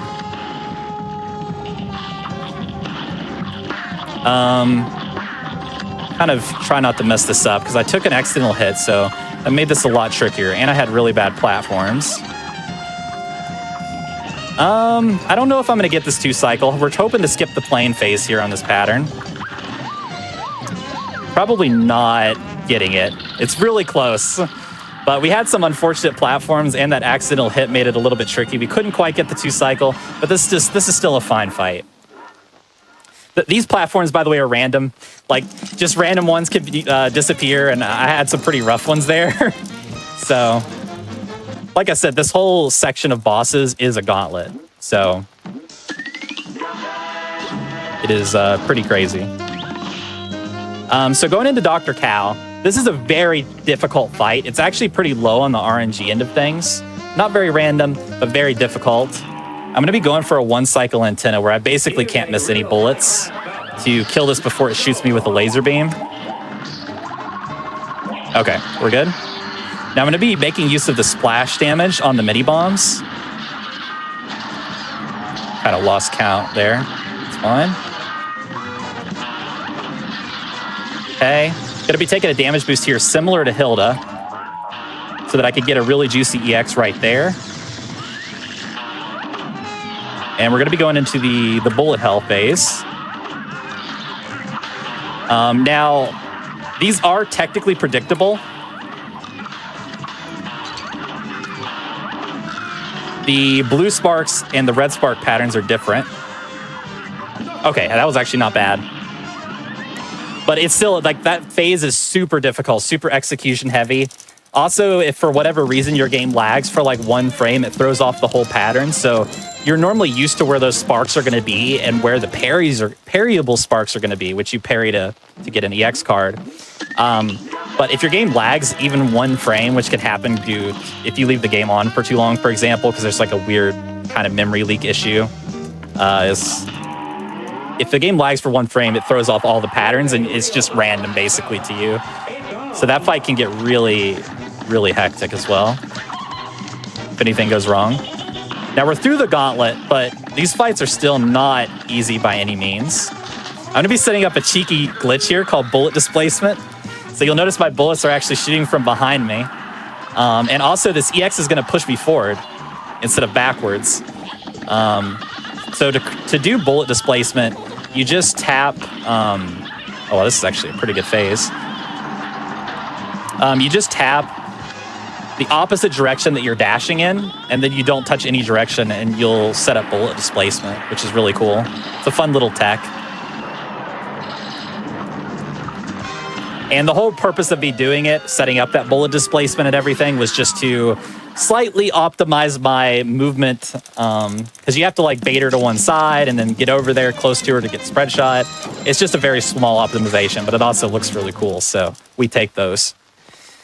Now, if you remember way back to Goopy, we had that sprite swap explanation that I messed up. Hopefully I could hit this sprite swap, because we're going to have another sprite swap situation where Worman's Phase 2 is just kind of stored off screen. And we're going to try to blow up a Lobrix in such a timing that it hits the first hitbox, and then when the game seamlessly swaps in the other one, it also hits that one on the lingering splash damage frames of the Lobber EX. Also, some tech I've been doing throughout this run, but it's a lot more obvious here, is flick lobbers. So basically when I'm moving away from a boss, rather than just not shooting or wasting bullets, I'm actually just buffering my lobber cooldown and then flicking a lobber shot back into the boss. Okay, I think that should have hit. I'm also going to be going for some quad damage EXs here. Nice, that was actually really good. So the thing about his little platform that he's on, it's an actual ledge, so it counts as ground. And remember, if a Lobber EX blows up on ground, it's double damage. Well, if you rub up against the left side of that wooden platform and you shoot a diagonally down right Lobber EX, it'll actually collide with both the ground and the normal ground and Worman's little platform at the same time. And because it's colliding with 2 instances of ground and each instance of ground is double damage, you end up with quadruple damage. You also have to time it correctly, because if his platform is moving around, it won't work. So you have to hit it when it's stationary. It's pretty tricky. Here we're going to be going for some YOLO point-blank parries. I actually got lucky there that I missed that one. some of these fights, there's a lot of different RNG that can happen. Oh boy. Got jump blocked there. If you press jump the same frame you land, the game just eats your jump input. It's a little bit of an unfortunate thing. Okay. We at least got the 3 cycle. So what we're really aiming for in this fight is a 3 cycle. Okay, a bit of a tricky situation here. Hopefully we get the... Okay. So he normally would close his mouth right there and then shoot a beam, but I thankfully I had good enough damage that I was able to just get the quick kill there. It was actually a super tricky fight. Yeah, going up into to Cala Maria, it's a lot of similar stuff that we've done before. So I gotta ask, how's everything going with the GDQ hotfix and stuff? I know I ran the messenger like on Time Capsule forever ago, and I've always thought these events were really cool. So I'm curious what else y'all got going on. Well, I think personally, I'm a newish showrunner since about November, but I think things have been going great.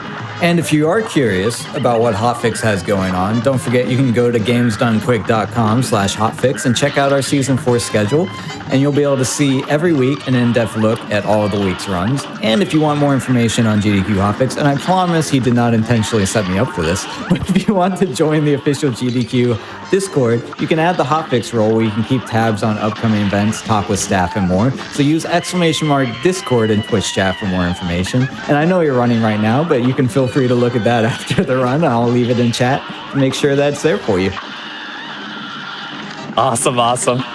So you can see there, I was turned to stone and I kept shooting. That's a fun little glitch you can do. You remember the Luigi swap thing where you're like shooting and you press EX and weapon swap at the same time? It lets you keep shooting even during your EX. Well, funny little property of that is it actually lets you shoot without holding the shoot button, which sounds like that doesn't seem very useful. Well, it is useful in this exact instance because it lets you shoot while turned to stone for whatever reason if you just don't hold shoot after doing a Luigi swap. So that's how I was able to just continue DPS there. Going up into Phantom now. Well, we're almost done with this run. This has actually been a pretty smooth run, which I'm pretty happy about. Of course, I probably just cursed it as I'm going into one of the hardest bosses. This boss is low RNG, but similar to Dr. Cal, just because there's not a lot of randomness doesn't mean it's easy. Everything here is very specific. So what I'm going to be aiming for here is a 1-cycle skeleton. I'm going to be setting up a very big lobber trap. Oh, 1 lobber missed there, but I think we'll be okay. Yeah, we're good. Okay, we got the 1-cycle skeleton. That's good. Normally, he would go right back into the car there. Here, you don't know which twin is going to do lightning, but this is kind of a universal strategy that lets you react to either situation. Going to be taking a damage boost there, getting lobber EXs to hit both of them as they get next to each other. Here's a really fun strat called Ghost Wrangling. We're actually going to be bringing this ghost along with us to make use of the double jump that you get from doing a parry to set up a higher lobber trap so that we can get some of those lobbers to... Oh, right, I don't have a extra card there. To get some of those lobbers to bounce all the way up and hit the heart once we make the train vulnerable. So that's actually one of those like really creative strategies. It's very cool. So going up into King Dice, thankfully the dice spins like slow enough that you could just choose what number you want if you react to it well enough. And our goal here is we're just going to go for 3, 5, 7 no matter what. One reason is that gets you to the end in 1 less dice roll than normal. And also, they're actually pretty good bosses for lobber spread. So it kind of works out really good for this thing. Now, where these hearts are is random. These bonus hearts are super useful. So I'm really happy. I actually got two hearts here, which means I'm going to be able to play a little bit more aggressively. Which makes it very enjoyable. So I'm going to be positioning in a precise spot here where the flames just won't hit me. I'm waiting for the cigar to come over. And I'm actually going to be positioning to bait him to face left. And then I'm going to get on the right and then line up some pixel perfect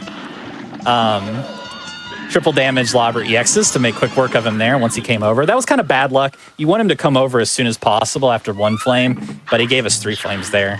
There's tons of just RNG in this game. It's actually crazy. I don't even pretend to understand these kind of numbers, but I ran some math on this game of what it would take to get the perfect luck run. Everything is as perfect as possible.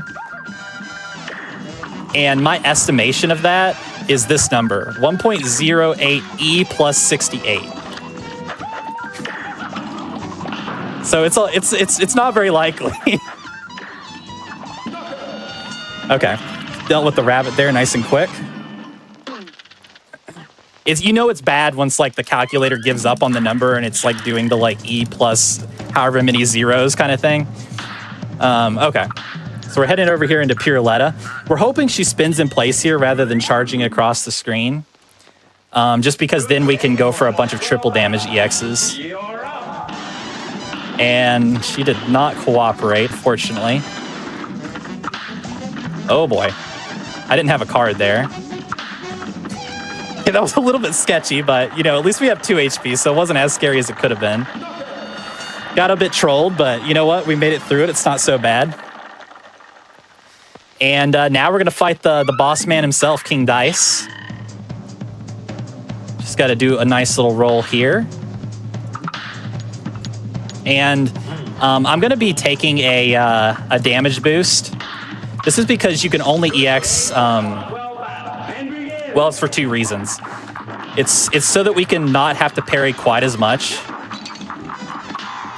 Well, I didn't really get to make use of that well there, but the idea is that you don't parry quite as much because you just damage boost through 1, and because parries freeze the game for 10 frames, so you lose like 0.16 seconds every parry you take, basically, and you could kind of avoid some there. And also, when you touch the ground, it resets your ability to use an EX move in the air, so you can go for an additional spread EX in some cases too, which is pretty nice. Coming up is the Devil. This fight is insane just because the amount of RNG in it, the amount of variance. I have a spreadsheet where I've have notes and track patterns. It's like 26 pages long or something relating to this fight. It's insane, especially the spider attack. We're hoping we don't get the spider. It's typically like considered the very bad RNG, like the run killing RNG. And that's the spider. So, so this guy has 20 different patterns of where he can hop to. Okay, honestly, this wasn't so bad.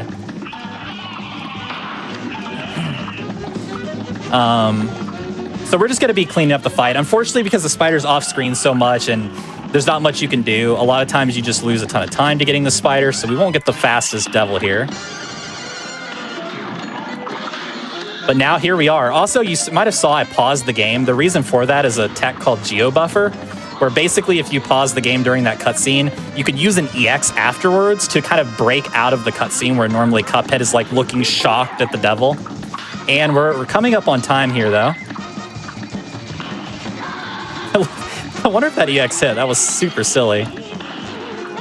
And time. GG. All right. That was a deathless run at that for those watching. This was a 28:18 in terms of loadless times, because we use like a loadless timer. I had it running on the side. That was actually a solid run. And considering how easy you made it look, I mentioned this in chat, but I do want to stress this game is exceptionally difficult. Yeah, and it's super crazy because, like, remember how I talked about all that RNG? Like, all these fights I'm going through, there's a lot of different stuff that can happen, and you have to react and deal with a lot of different patterns. Devil in particular is like insane. Just how much is involved in that fight. So also, I know I talked a lot about a lot of tech, and it probably makes the game seem really complicated. But I will say this game is really easy to get into, because you could just start up a run, buy lobber spread, and just start shooting the bosses. Like there's no like crazy speedrunner tech you have to learn. A lot of this tech and cool glitches you can just learn as you go. So it's kind of one of those like easy to learn, hard to master kind of things. And I think it has like, this great skill curve that you could just keep going endlessly into. Like, I'm still finding new things, learning new things, saying, hey, on this 1 in like 60 pattern, I have this new optimization that saves half a second. And I'm like super excited now because I have this new like rare thing I can make use of, like some super particular instance. And it makes it like a really fun run. I think a lot of people would enjoy. And you get to look at the amazing artwork, animations, and listen to all the music. And chat is telling us that that was less than a minute off of world record time in terms of load lists. So amazing. But let's go ahead and take a moment, let the good people know where they can find you if they want to check out more, if you have any shout outs you want to do or anything else. Yeah, just www.twitch.tv/Grandiose. I'm at Grandiose on YouTube. That's pretty much it. I stream my runs. I love streaming this game and sharing it with everybody. Like I said, it's kind of a special game to me, and I've really enjoyed running it. I'm actually in a tournament for this game, and later today, like I think it's like 3 or 4 hours, I'm in the grand finals against a runner called Mr. Butters. So I've got some more Cuphead to do, but yeah, this was awesome. It was an honor to get to be here, and I hope everyone enjoyed the run and everything. Well, thank you so much for that. We're going to take a quick break to set up our next one, but we've got more coming up in Platformers Paradise. We have Celeste, All Berries. If you know Celeste, this is the ultimate version, some would argue. It's not Seasides and stuff. I know there's other categories, but you see them getting most of the collectibles, if not all the collectibles for the berry side. So you're definitely going to want to see that and stick around. We'll be back in 5-ish, 6-ish minutes, so stay tuned. Hello, everyone, and welcome back to Platformers Paradise here on GDQ Hotfix. My name is Cutie. Our next run is going to be Celeste All Red Berries. I'm super excited for this. If you know me, you know I'm a fan of Celeste. I also want to shout out, we did have Portal 2 and Cuphead a little bit earlier on the stream, so I am loving this episode so far. But without further ado, I want to go ahead and bring in our runner and their commentators. How are you all doing today? Doing great. I'm really excited to showcase this All Red Berry speedrun. It's probably my favorite category in this game, and I'm really excited. Looking forward to it. I just noticed your Discord icon is what looks like Full Metal Alchemist. I very much appreciate that. It is indeed Full Metal Alchemist. Awesome. Probably my favorite manga anime. But yeah, go ahead. Oh, I was gonna say, go ahead and give us like a little intro on yourselves and what we can expect to see and the category and everything, because I know Celeste has a lot of different things that you can do it. And then give us a quick countdown and we'll get into it. Yeah, so I've been playing this game since 2019. I started speedrunning in 2020, and I never thought I would get to the place I am now, but just playing this game almost every day and then just getting a little better and better. And then I've reached heights that I really thought were never possible for me. But for the category, so I guess I want to give like a very quick primer on some of the basics of Celeste movement. So as you can see, it's a platforming game. You're just trying to go from point A to point B as much as possible. And then for the category, we're going to be collecting red berries, which will be our little collectible items that will show up along the way. And for the basic movement, we have jumping, like this, sometimes referred to as bunny hopping. We can also grab walls, and we can jump while grabbing on the wall.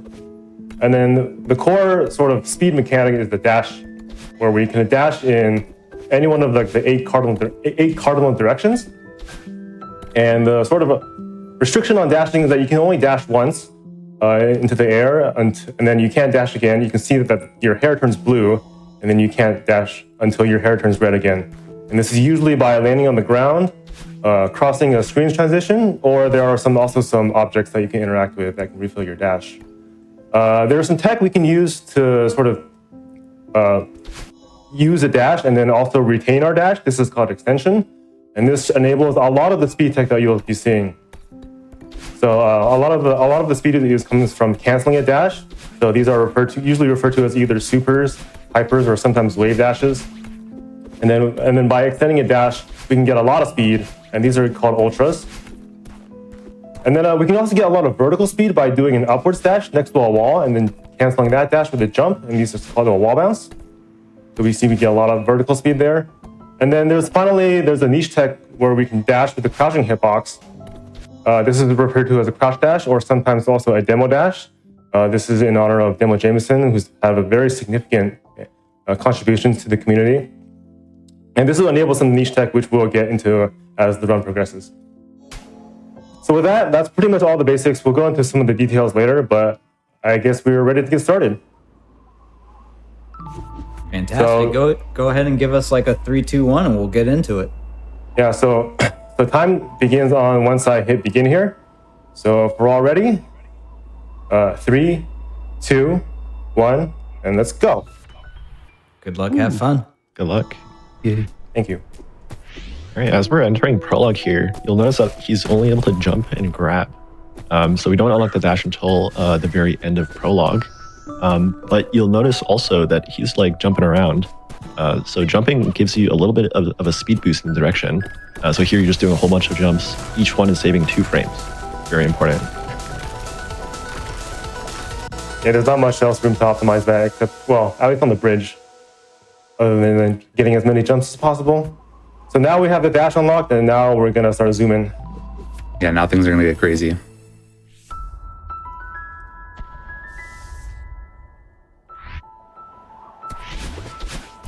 The goal of this category is to collect all the red berries. There are 175 of them. That's the first one.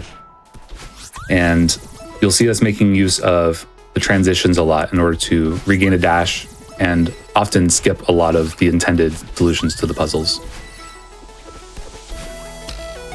There's also a lot of side rooms that we get to go into that you wouldn't normally see in a room. He actually has to touch the ground for a little bit to collect these berries. Yeah. And I wonder if you want to talk a little about how that affects the routing. Yeah, so if you die with a berry and you're like uncollected, then you're gonna have to go back and recollect it. So it's very important to avoid that situation. So that means that we're going to have to stand on safe ground for a little bit of time, and we're actually working that into our route. So there's a lot of situations where we'll do movement that may not be exactly the fastest, but it avoids time loss in the form of dropping a berry. And we're actually going to the left here, not only because there's a berry, but there's a heart that we need to collect. We'll get into why we need that later. But the way that he goes through this room is a little bit weird. He's doing some weird dashing. That's because he's doing a dash code while progressing in the room. And here we can actually retry after the heart animation. But the reason why we need that heart is because we need to unlock a chapter that also contains 5 more berries at the end.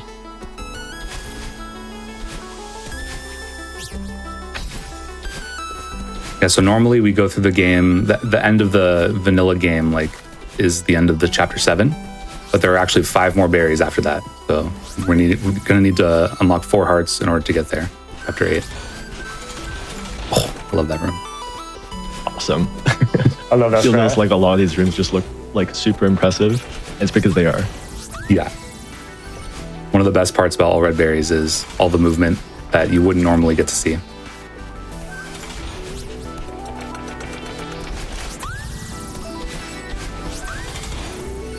Coming up, we're actually going to see Quan make use of the block momentum.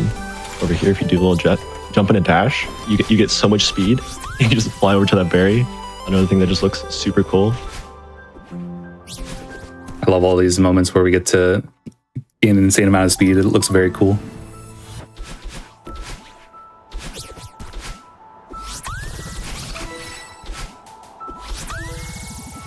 A berry is like a heist.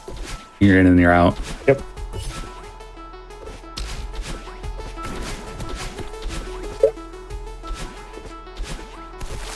Oh man, that's a lot of spikes down there. We might get a little comfy in there in a second. Right there, he's actually jumping off of the wall, so you're not actually making contact with the spikes. Like the hitboxes are just never overlapping. On the spectrum of like 100 different things people can call spike jumps, this is probably the least spike jump you'll see today. You'll see a lot more. Yeah, we got several. Yeah, those are fun to look at.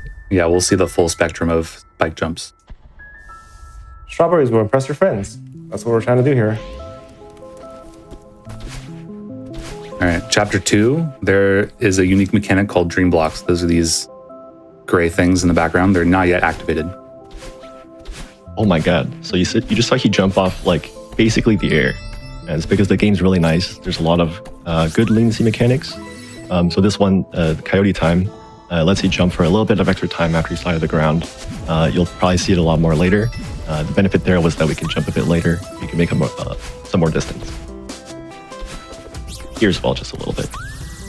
Coming up is the seeded berry. Part of the puzzle is you collect all these 3 seeds, and then you can spawn this berry. We can actually skip the cutscene that spawns it. Holy. You can see we're making use of these dream blocks. We're jumping out of them. We're dashing through them. Get our dash back on the opposite side of them once we come out. And the game actually gives you a little bit of latency on that as well. So exiting a dream block gives you a little bit of Coyote. And like Quan was mentioning earlier with the tech, you can actually do tech out of the dream blocks using the Coyote time. So you can do things like dream hypers and dream supers. See a lot more of that later in the run.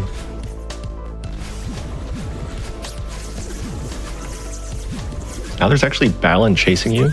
She's delayed by like 3 seconds, but Quan is on a mission and he kind of already knows the route, so it kind of doesn't matter. It matters a little bit making sure that you don't cross the path, but overall it's not actually a huge issue. Yeah, we do 2 things with our routing in this checkpoint, one of which is making sure we don't overlap with Badalin, and the other is making sure we collect the berries. All of our movement will take those 2 factors into account. Ooh, nice backup.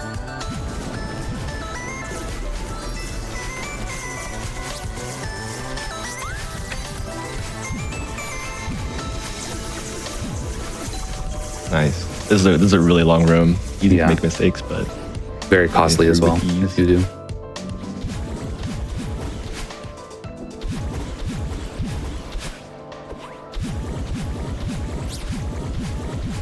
We'll actually see in this next room the use of a dream hyper.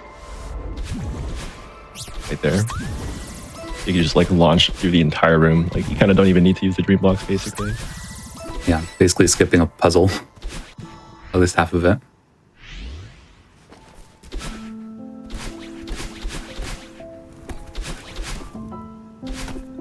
So we kind of saw them earlier. There were 2 wing berries before, but there's a wing berry right here.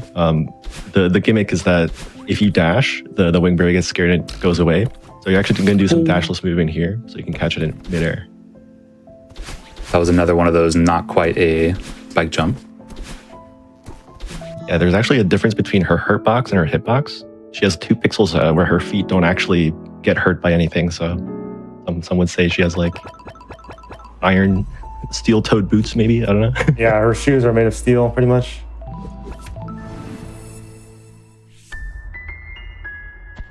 Maybe plot armor. Ooh.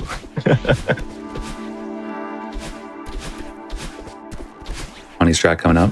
Oh. Ooh, that was a close one. Didn't quite get the berry, but still funny. Yeah. Turn around too fast. All right, in resort, we're gonna make our way into the resort itself. We're gonna meet Oshiro. Gonna skip the cutscene before we even meet him. Oh. But... Oh no. Wow. This berry's like really easy to miss, surprisingly.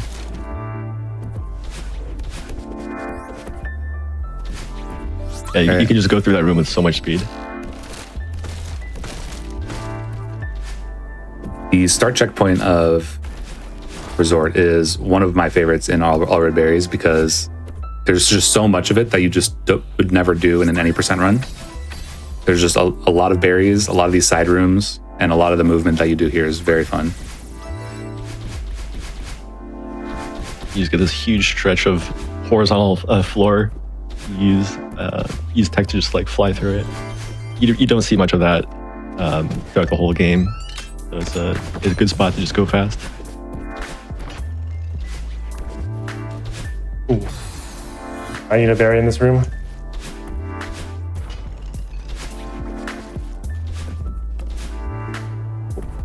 Wait, we're gonna skip this room? Nice. So they made use of a transition wall bounce. So So you use the dash from the room below to do a tech in the room above, and you still have a dash to use. Another winged berry. Let's save our dash for the very end. All right, this next bit's going to be pretty challenging, so we'll see if he gets it. Basically, you can use the room's geometry to build up a lot of speed, and then use coyote time to do like a really funky looking jump. So I'm going back to try this again. No. I'm missing the last corner boost up. All right, one more try. I didn't get it. That's fine. Oh man, yeah, It's a hard trick. it's a really hard thing to do. And it actually does save it saves a lot of time, so it's actually justifiable to retry in certain situations.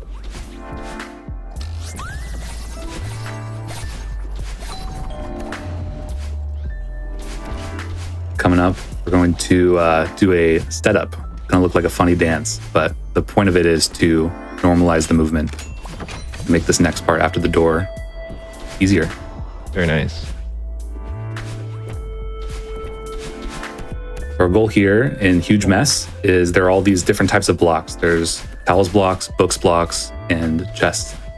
And we're going to be going to clean them up one by one. So as we progress through this checkpoint, there will be less of these blocks. They'll be disappearing. First up is towels. Ooh, nice demo.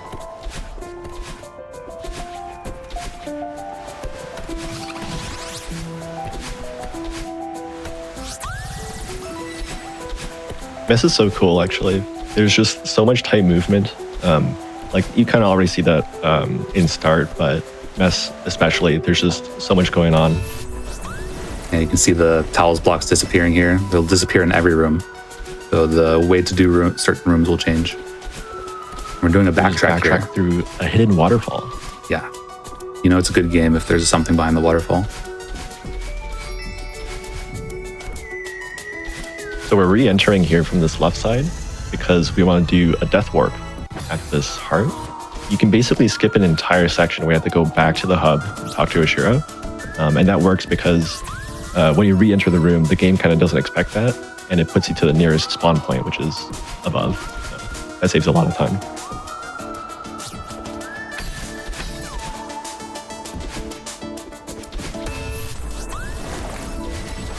Also got the books. One left, I believe. Now you'll notice there's much less obstacles in this room. There's much less obstacles in every room now.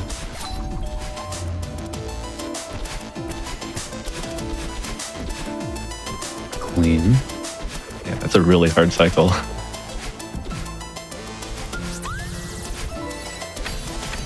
Got to see another spike jump. This one's a bit more real. So there you actually did overlap the spikes, but since you're moving in the same direction as them, they basically don't exist. This is an example of the first berry that we've died with. We saw we had to redo the puzzle and recollect it, losing a decent amount of time. So that's why we're always careful to collect them. Quan's been doing a great job of that so far. Eat your berries. Always eat your berries. Go down here to collect one last one after first inserting the key. Save a little bit of time there. Yeah, no, I was hoping you don't have to wait for it now.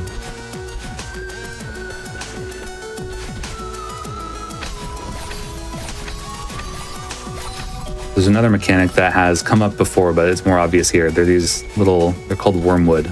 So whenever you walk over certain parts of the level, then it'll bring up some dust bunnies from the ground, and those are deadly. We basically skipped it all. Like the whole puzzle's just doesn't really matter. Yeah. Did I bury on the right? We're gonna come back for that. No worries.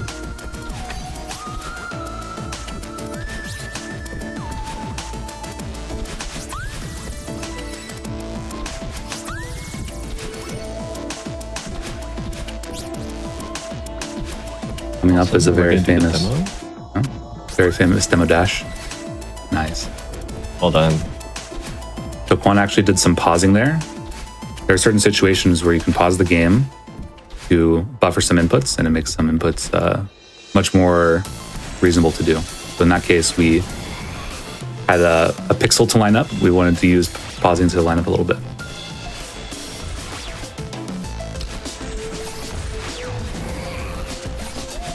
Yeah, I'll also say that pause buffering is just a thing that comes up a decent amount.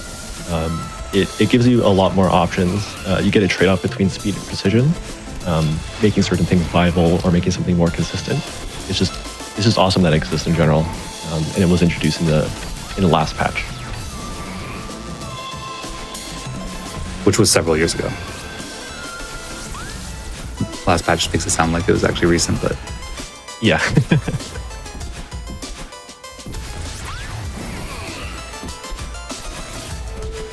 All right, that's Resort. Right. Very nice.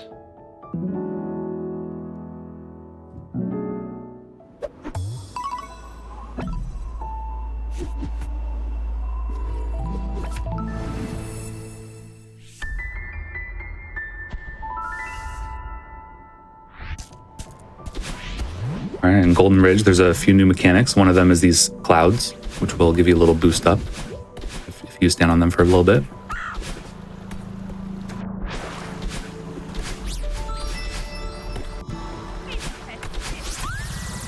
Another one is wind. Pushing you back. Yeah.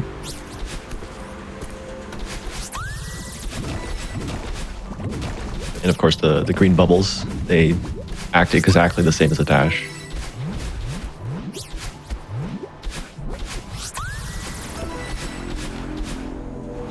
One's just slicing through this wind, no problem.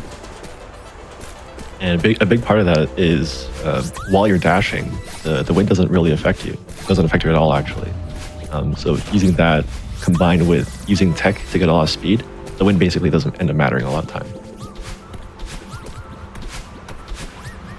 Here you'll notice that he's actually touching the ground a lot. Normally, when you pick up a seed, touching the ground will pop it. But since he slides off it so quickly, the game's lenient enough to let you have it.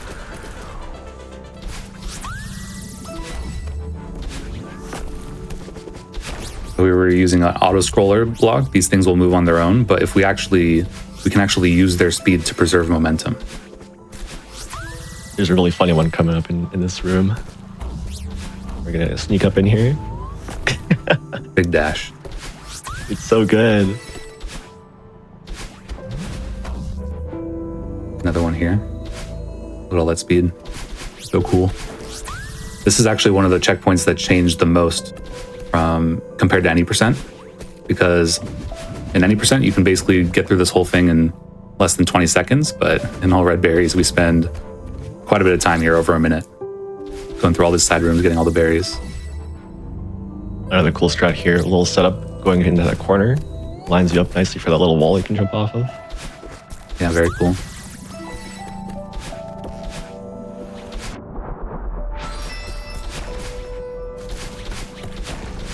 Yeah, I think one of the coolest things about Celeste, you just have so much freedom to have so many different options for movement, for like normalization or doing different kinds of setups. Like even here, just the fact that you can skip all that stuff and make it all the way to the heart without using the intended Mario block, it's just so cool that you always have like 10 options.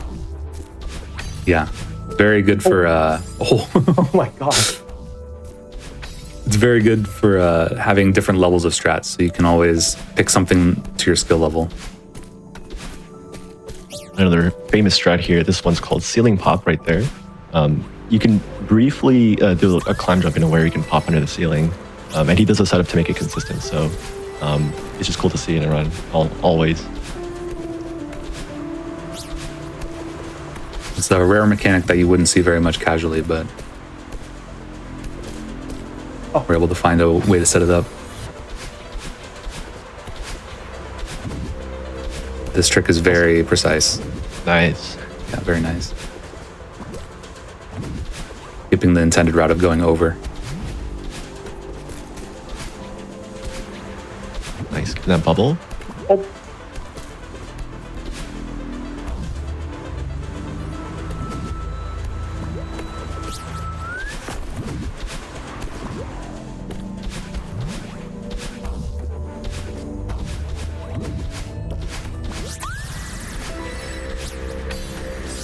This one's really funny. You can collect the berry on that tiny spiked ledge, You can just like stand on it and collect the berry. It looks really weird, and then you retry to get back to the beginning of the room. So cool. Yeah. Okay. Nice. Okay. Again, you saw him pausing this strat. So using pause buffering, you can make doing that very precise setup for that little corner boost consistent. So another famous strat. Let's see. Yeah. Even in 90%. The trade-off is it's maybe 1 second slower to do all that pausing, but for a lot of people, it's very worth it. Oh my god, it's Wonder's favorite room. Oh, this room is cursed. It is cursed, but Quan's gonna do it in a way where it's no big deal. Nice. Too easy. Having cliff face in this checkpoint, there is very strong wind, like at all times. Yeah, this wind is violent. But Quan's gonna make quick work of it.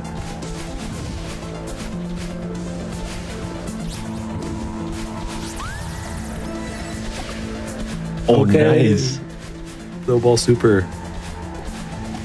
Another really, really hard and impressive strat. It's kind of like this entire checkpoint, honestly.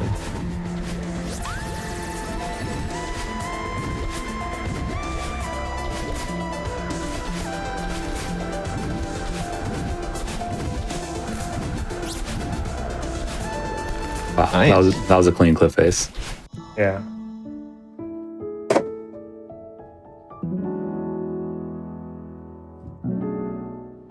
And coming up, we have probably the signature chapter of this category, the Mirror Temple. It's one of my favorite, probably my favorite chapter to play in this category. Yeah, there's a lot of cool movement, a lot of cool routing options. Just overall really cool, honestly. And near the end, you'll see it gets really, really cool.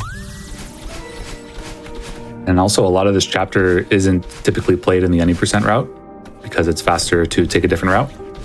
So we get to play a lot of segments that are really like more rarely played, which is a shame. So one of the mechanics you'll see here is these are swap blocks. Dashing will activate them, go along the track, and then they slowly retract. So they can give you momentum. You'll actually see me use it right here or coming up.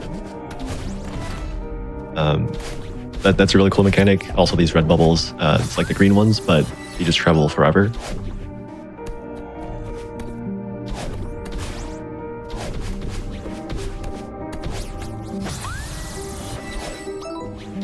Also, in these rooms down here, you're able to use death warps, especially when you collect the berry and you just have to go back out of the room. All right, make quick work of the bottom section there. 100 berries. Nice. Awesome. Making use of your speed and coyote time to do a nice little jump there. So cool. Oh, another one.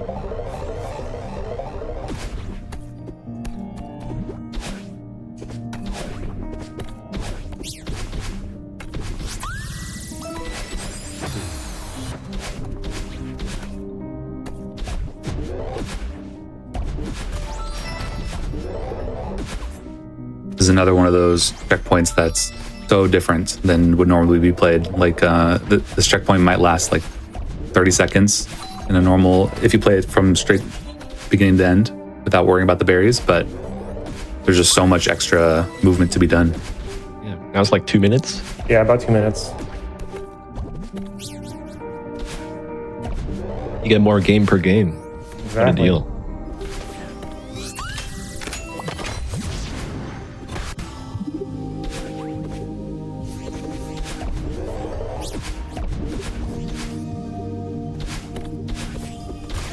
Yeah, this checkpoint is getting like kind of dark. I think part of what Temple is all about is kind of you kind of got no idea where you're going, like what anything is.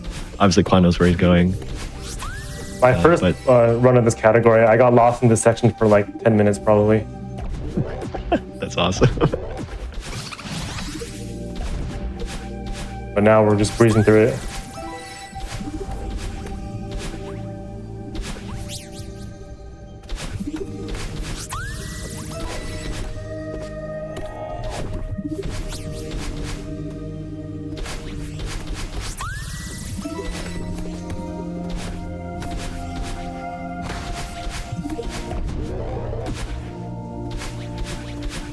All right, coming up is the heated berry in a couple of rooms. Much similar to the previous seeded berries. We're just going to make quick work of it, but you might recognize this area if you've ever seen an 80% run. We are not going to be going into that room on the right, the hidden room, to get the cassette. You see that the seeds popped because I was a little bit off. My movement. That's what can happen if things go wrong. Ooh, so fast.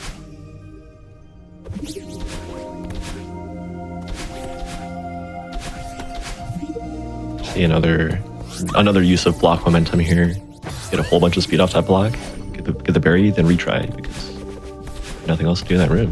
Get the berry. Cheeky demo there. Nice. It's actually a lot easier than you might think. It's set up with a full height hyper, so you actually get a humongous window. Yeah, just hold the jump button and press the crouch dash key. Easy. Win. Nice. That's a really cool skip, and it actually works by doing a crouch dash into the bubble. It actually raises you up slightly, just because of how bubbles work. And that the 2 pixels it raises you up is enough to make it so you can grab that little edge. There's actually an intended skip there to skip that, to go into that little hole there, but we skipped the second or the first half of it where we have to go all the way around and take another bubble. You can just go straight in. Call it the intended skip. Yeah, the whole thing is you're supposed to get a key, but there's an intended skip for that where you take a hidden bubble, and then we skip taking the hidden bubble by just doing that tech that Eugene was talking about. All right, we've got a new mechanic coming up. Seekers. These things they can feel random. They'll try to charge you. They're always pointing at you, but the exact way that they're going to do it, it can feel random at times. But Quan's going to has a lot of strategies and movement to try to manipulate them as best as he can. Yeah, and the earlier section just now was like kind of an introduction to how Seekers work. The game was teaching you like what their movement options are. You can also block them like that. That specific movement was to bait the Seeker to go exactly in the way that he wanted. So he's doing very consistent movement in order to do that. Yeah, one thing we do a lot with Seekers here is we either make them, we'll usually just have them hit some of the coins for us, which will unlock the progress to the next room, like right there. Also right here from downtown. Yeah. Snipe that Seeker. And it gets a coin for you. Very nice. Unraveling.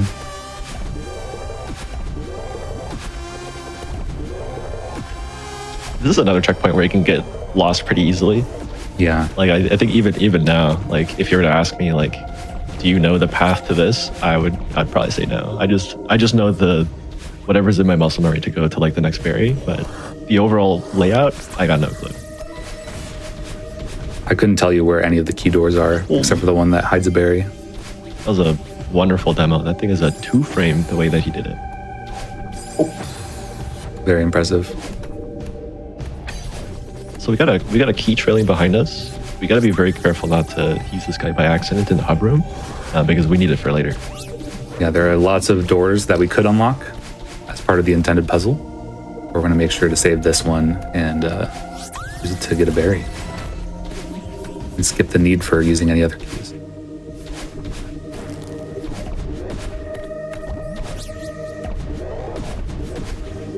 Yeah, so like specifically here, like you'll notice the specific routing that he's doing here is just to make sure we don't cross paths with the lock. It also features some of the coolest vertical movement in the entire category. So those keys there, we don't need those 2 keys. We can skip those 2 keys. The famous search skip. Mm-hmm.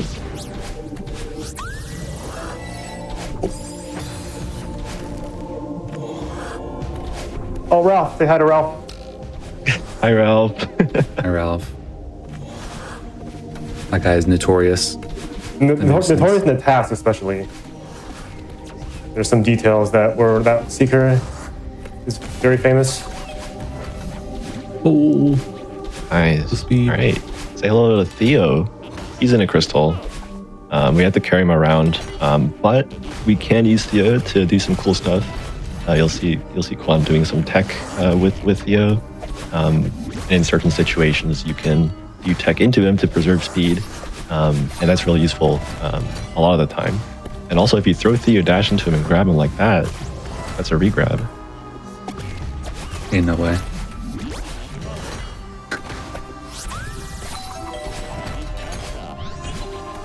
Ikwan is flying. We get tons of speed off that. Go flying with Theo. Yeah, Theo combined with these swap blocks, like you just get so much speed. It's awesome. You would think he'd slow us down, but no. Speeds us up. Last room is rare. Okay, Nice. that was pretty clean. Right, yeah. Well done. The eyeball room can go poorly if you make one small mistake because of those waves will just push you back. And you need to be pretty precise in how you manage those waves. The difference between a clean eyeball room and a, you know, an okay eyeball room is like several seconds because of those waves.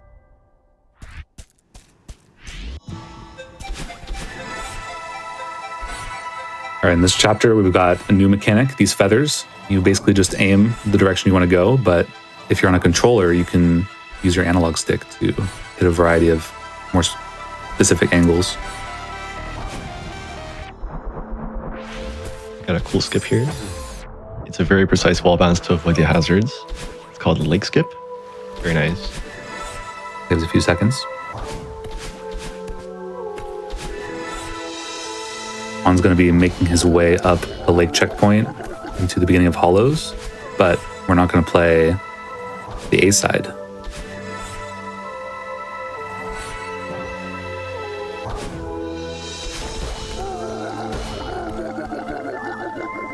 Mostly here, Juan's going to go left.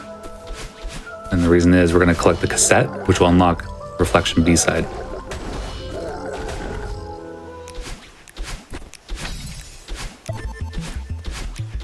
Nice back up there. Nice. So the reason we get the cassette is to unlock the B side, and the reason you want to do the B side is beating that will actually unlock the next chapter, chapter 7, Summit. But also, it's beneficial in all red berries because you also get a heart at the end, and we need a heart to unlock the last chapter. And you'll see very shortly that the B sides are significantly harder.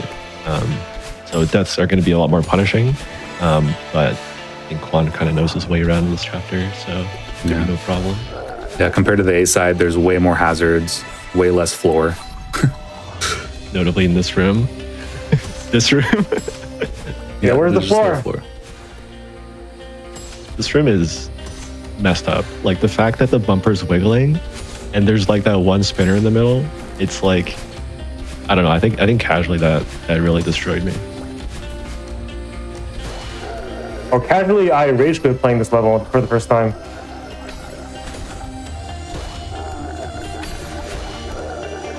I spent like an hour here trying to figure out this puzzle. It's also such a long room. Like if you die right at the end, it's like, I don't know, 10 seconds? I think it's like 18.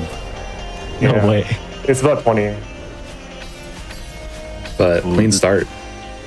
This is a really, really cool section. It's the falling section. It's kind of hard to tell, but a lot of what he's doing here is like insanely impressive. Anytime you see fast falling, when he's holding down to move faster, if you see down diagonal dashes, like those are pretty hard to do. So yeah, like check that out. Yeah, like normally Madeline will fall pretty slowly. I mean, not very slowly, but you can speed up Madeline's fall speed by holding down, and you'll see her like stretch a little bit like that. Nice. And that it significantly increases her speed, but also makes the execution harder because you have to react quicker. A lot of tight steering going on here.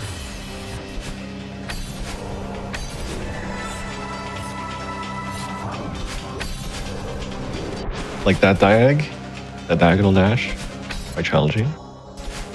Oh. Nice back up. Yeah, that demo dash saves quite a bit. Nice to do. Pause it for extra leniency.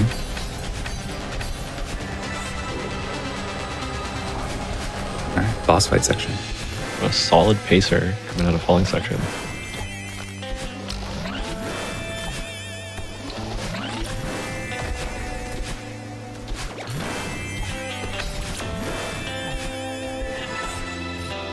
You can kind of see there, but Balin was charging up a little fireball, but they don't actually hit you yet, so he was safe for a little bit when it was just fired.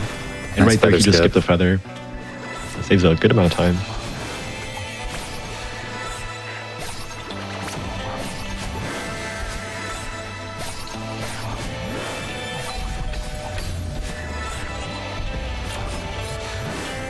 Nice.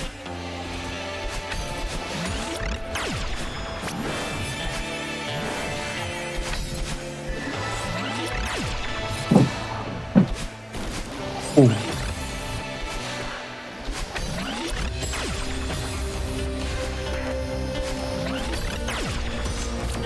Oh my god.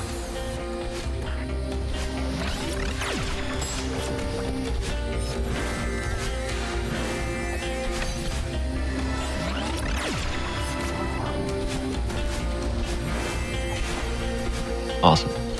Now we actually got a really cool amount of speed we're gonna generate. We're gonna make use of the block's momentum and do a lot of jumps off of it to get multiple boosts. Oh my To god. just fly through it.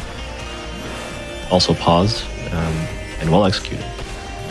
Yeah, just because it's pause doesn't make it easy. There's a lot of tight stuff happening after the pause. So that was really clean by Quan. Yeah, we We're skipped gonna those skip these coins. coins right here. Yeah, squeeze through.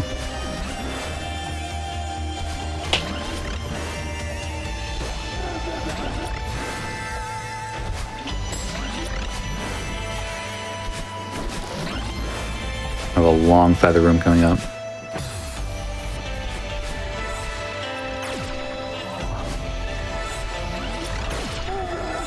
Yeah, there's a lot of tight movement here to make sure you get there, get to the end on the cycle you're looking for. Yeah.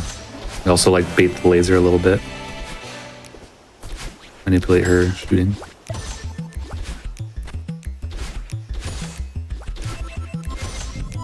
Nice.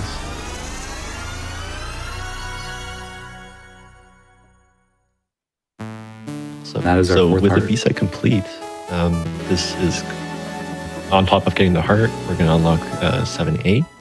And that's where like a good chunk of the berries are.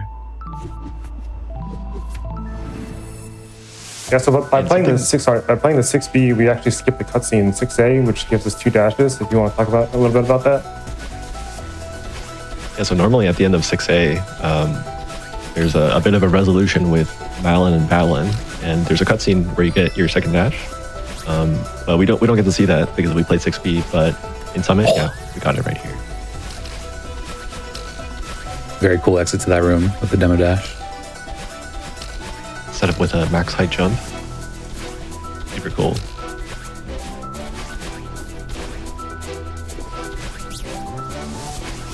Another little heist. You can like barely sneak that berry.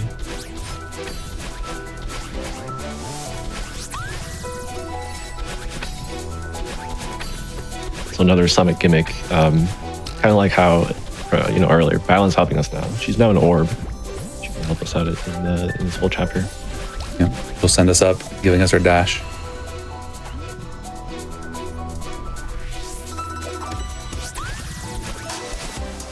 "500 meters" is meant to be. This is basically another summit gimmick.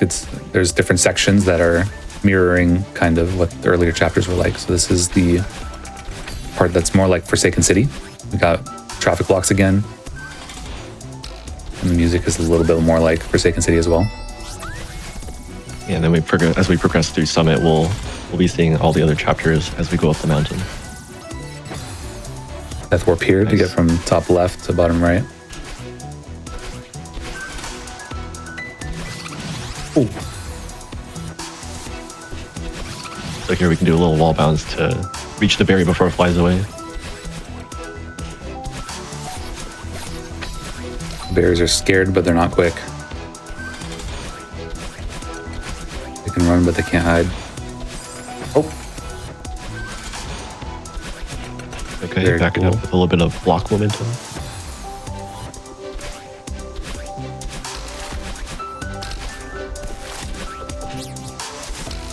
Very Nice. cool. Really cool strat.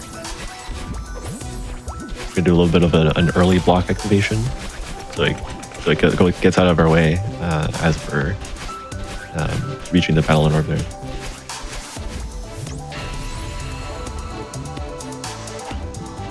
In 1,000 meters, we're gonna have a lot more dream blocks, but we'll have a lot more room to do tech out of them. You'll see dream hypers and dream jumps. A lot more in this than you did in Old Site. Yeah, and conveniently, dream hypers it just lines stuff up nicely, like the devs knew or something.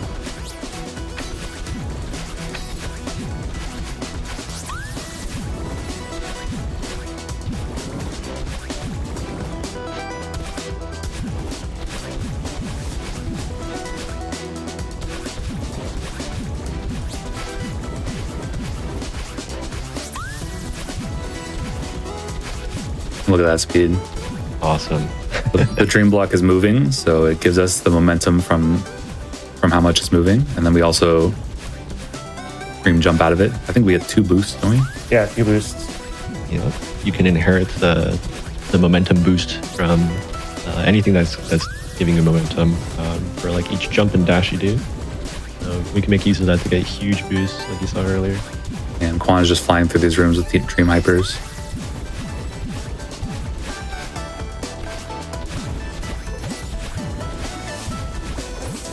And cutting through that corner is so cool. Looks like it shouldn't work, but it just does. Yeah, this checkpoint is packed with 10 million cool things. Like every room, this is on a cycle. There's going to be like tight cycles these are going to hit. Hit a demo. Demo dashes, yeah. This is probably the coolest thing coming up. You can fall through the dust bunnies here. You have this tiny little gap that's like conveniently Madeline shaped.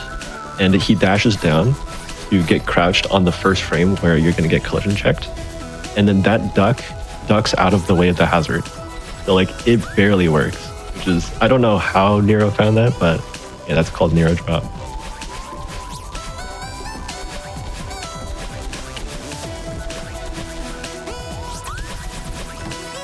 Nice little berry collect.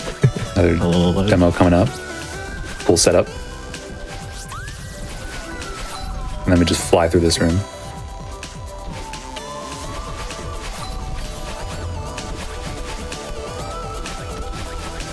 Don't blink. Oh, I'm doing it again. This takes some setup.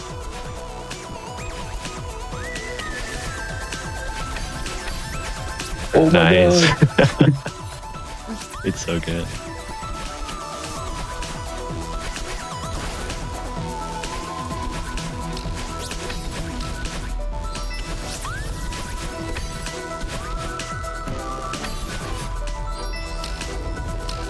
Awesome.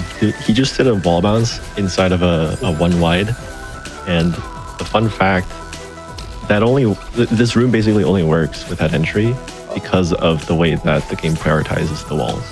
So you're able to do a wall bounce off of the right wall. I guess we're just lucky. Yeah, it was a 50-50. Could have gone either way.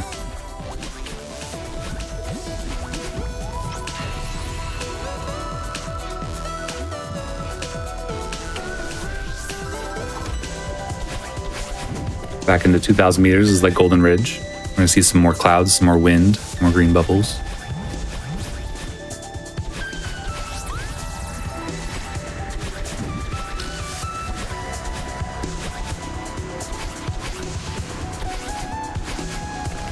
Also, kind of open concept.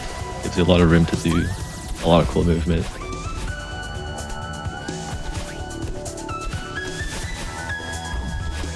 Like skip that old auto scroller. Oh.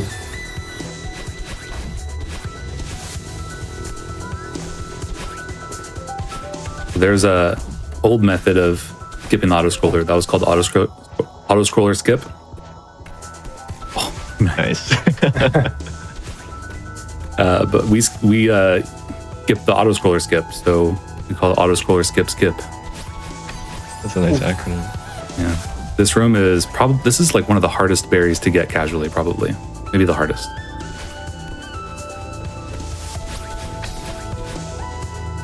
Nice.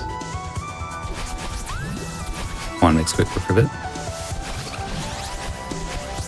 There's a cool set of jumps here. To skip that block and just go straight up. Very nice. Kwan's doing a little bit more cheating, touching the ground with the seeded berry, or with the seeds. But the game is lenient. Lets you touch the ground briefly. As long as you don't jump.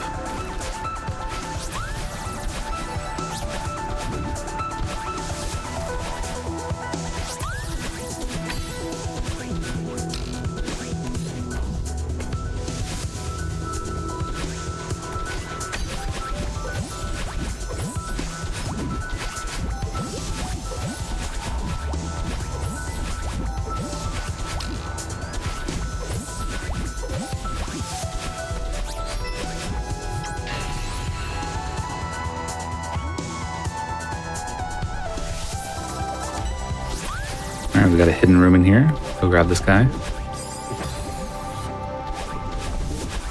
This is such a cool dash pattern to like sneak in. Oh my god! Oh no! There we That go. was so cool. Yeah. Really cool way of just like sneak in and get that berry.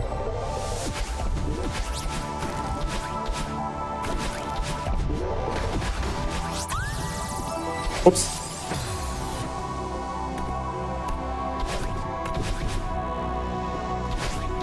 Making use of these swap blocks again to get a lot of speed. Be a nice little ultra to basically skip this whole room. More transition wall bounces. It's a very specific kind of wall bounce as well, because normally you just fly straight into the hazards, but he's doing a little tap to make it work. And the right side for the key, that's a dev intended skip. Not the way that he did it, but the left side with the berry is actually shaped a little bit differently. Still did it. And the entry here, Wonder Ginger posted a really cool strat that he just did. Who's that?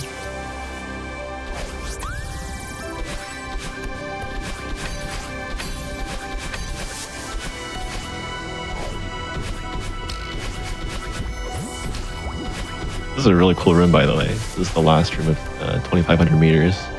And it's a very long room, and it has a very high berry density. There are 3 berries in one room, which is One, a crazy amount of density. And this section is so cool. two. Hey, look at this dash pattern. Great. Wicked. It's so many. So clean.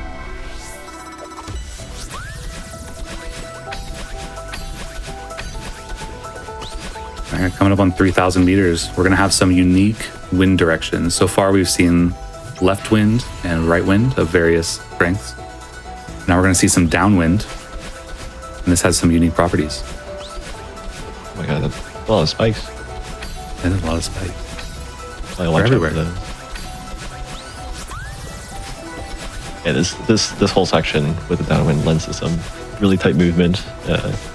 I think it's probably one of the more satisfying segments here. Coming up, you see these spikes? We're going to do a setup and jump God. off the spikes. No way. And again. Again. This is a very real type of spike jump. So real, because this one you actually are overlapping with the spikes, but because of the order of operations, when the game checks for collision, there's actually no point where the game checks and it's like, oh, you're actually overlapping. So these ones are as real as it gets.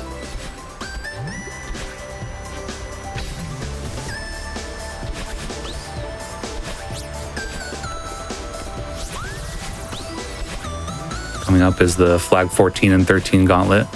These guys are very hard flags, especially casually, but even for the speedrun. They'll get you on a PB pace.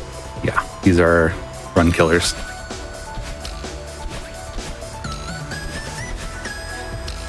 Also, something a bit unique about Upwind is like, since it makes you so floaty, even like an extra frame of holding jump can lose you so much time. So like, since Celeste is all about doing a lot of small optimizations, updraft makes it a lot harder to optimize.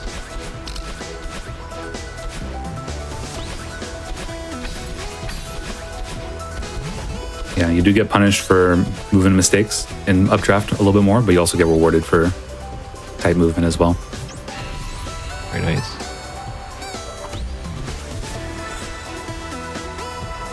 Coming up, we've got a very funny sequence of demos that we're going to use to save several seconds.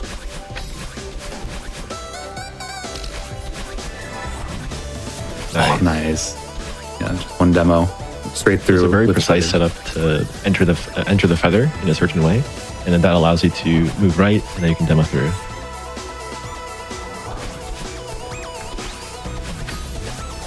Also, that was only 170 berries. We need 5 more. So Where are they? at the top of the summit, we're not done. This is what we've been collecting hearts for. Wait, foreshadowing? Very nice. Yep, nice summit. Yeah, so we'll see our strawberry pie here, but you'll notice only 170 out of 175. So we need 5 more berries.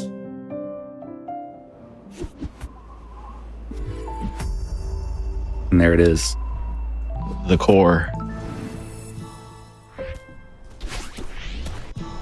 The core's main mechanic is we have 2 dashes just like in Summit, but once you spend them in a room, you can't get them back unless you refresh it with the dash crystal.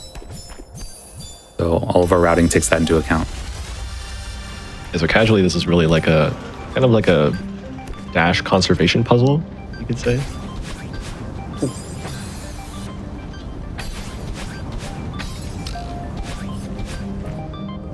We also get these little core blocks. They're basically like clouds in every direction. You can grab them or stand on it and it'll launch you. And we can use the launch here to do a really cool skip. Wow. Yeah, so usually you'd have to go Nice. to the right there. And there's several rooms that we basically just skipped. Yeah, very good. They've like, I don't know how much time. No one ever goes It there saves anymore. a lot. It's a lot of rooms.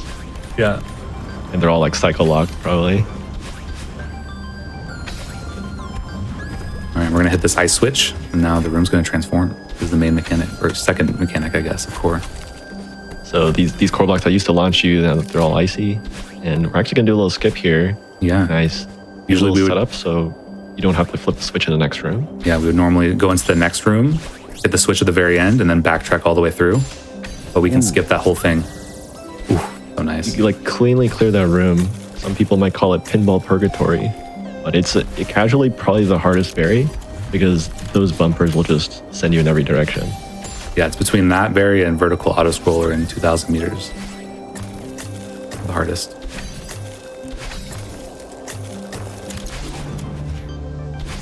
Quan is just flying. Nice.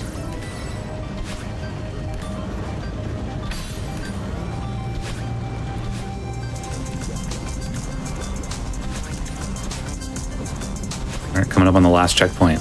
We got Heart of the Mountain. So it's going to consist of a very long vertical section and then a long horizontal section. And currently you got a little bit of lava and ice chasing you from below.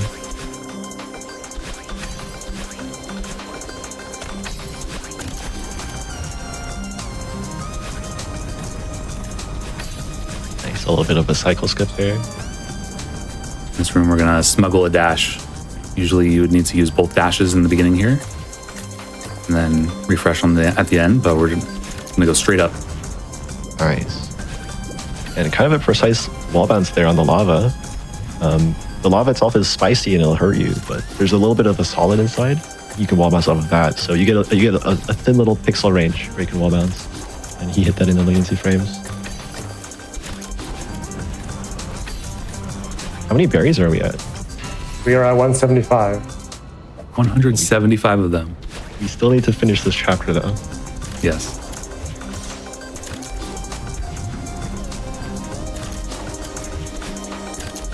Gonna conserve our dashes, use them at optimal times, going through this horizontal section.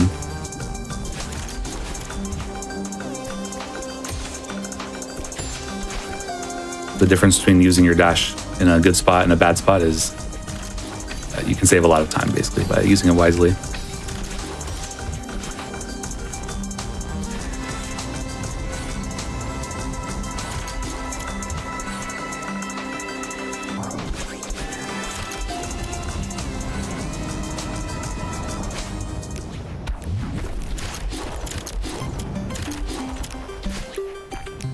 Right.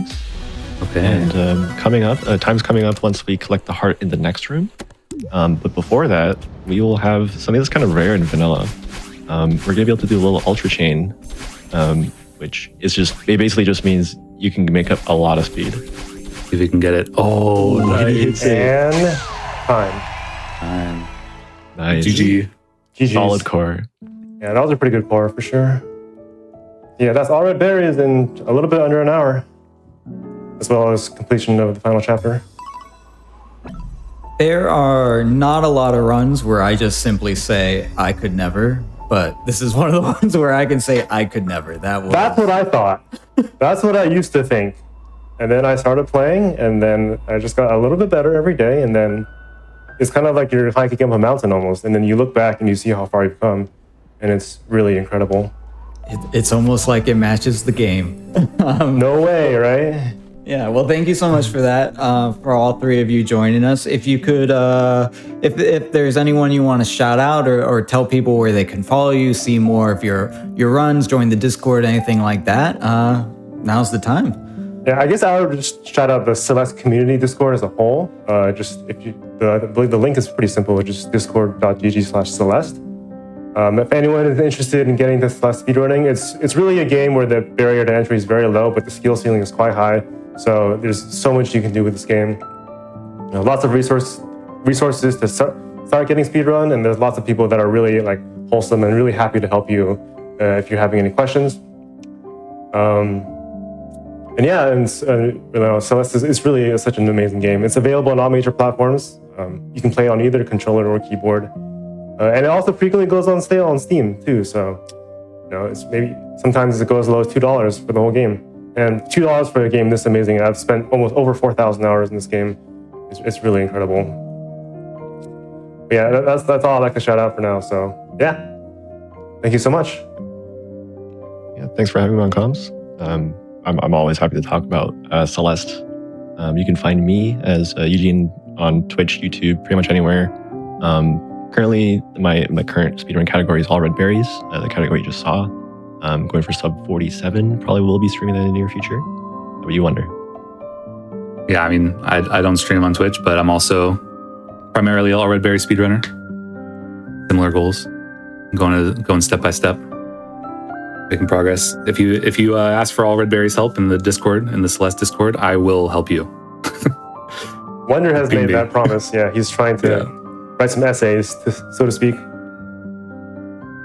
Well, all right. Well, thank you again so much for joining us and for showcasing that. We're going to take a quick little break, but then coming up, we're nowhere near done for the day. We have a showcase of a game called Symphonia. If you like Celeste, this game shares a lot of DNA with it. We're going to have runners and commentators from 3 different continents, yes, all over the world, South America, Europe, and the US. And we have a developer for the game joining us on commentary, which is always super fun when you're doing speedruns. So make sure you stick around and check that out. But we're going to take a quick little break and we'll be right back with some more platforming. Stay tuned.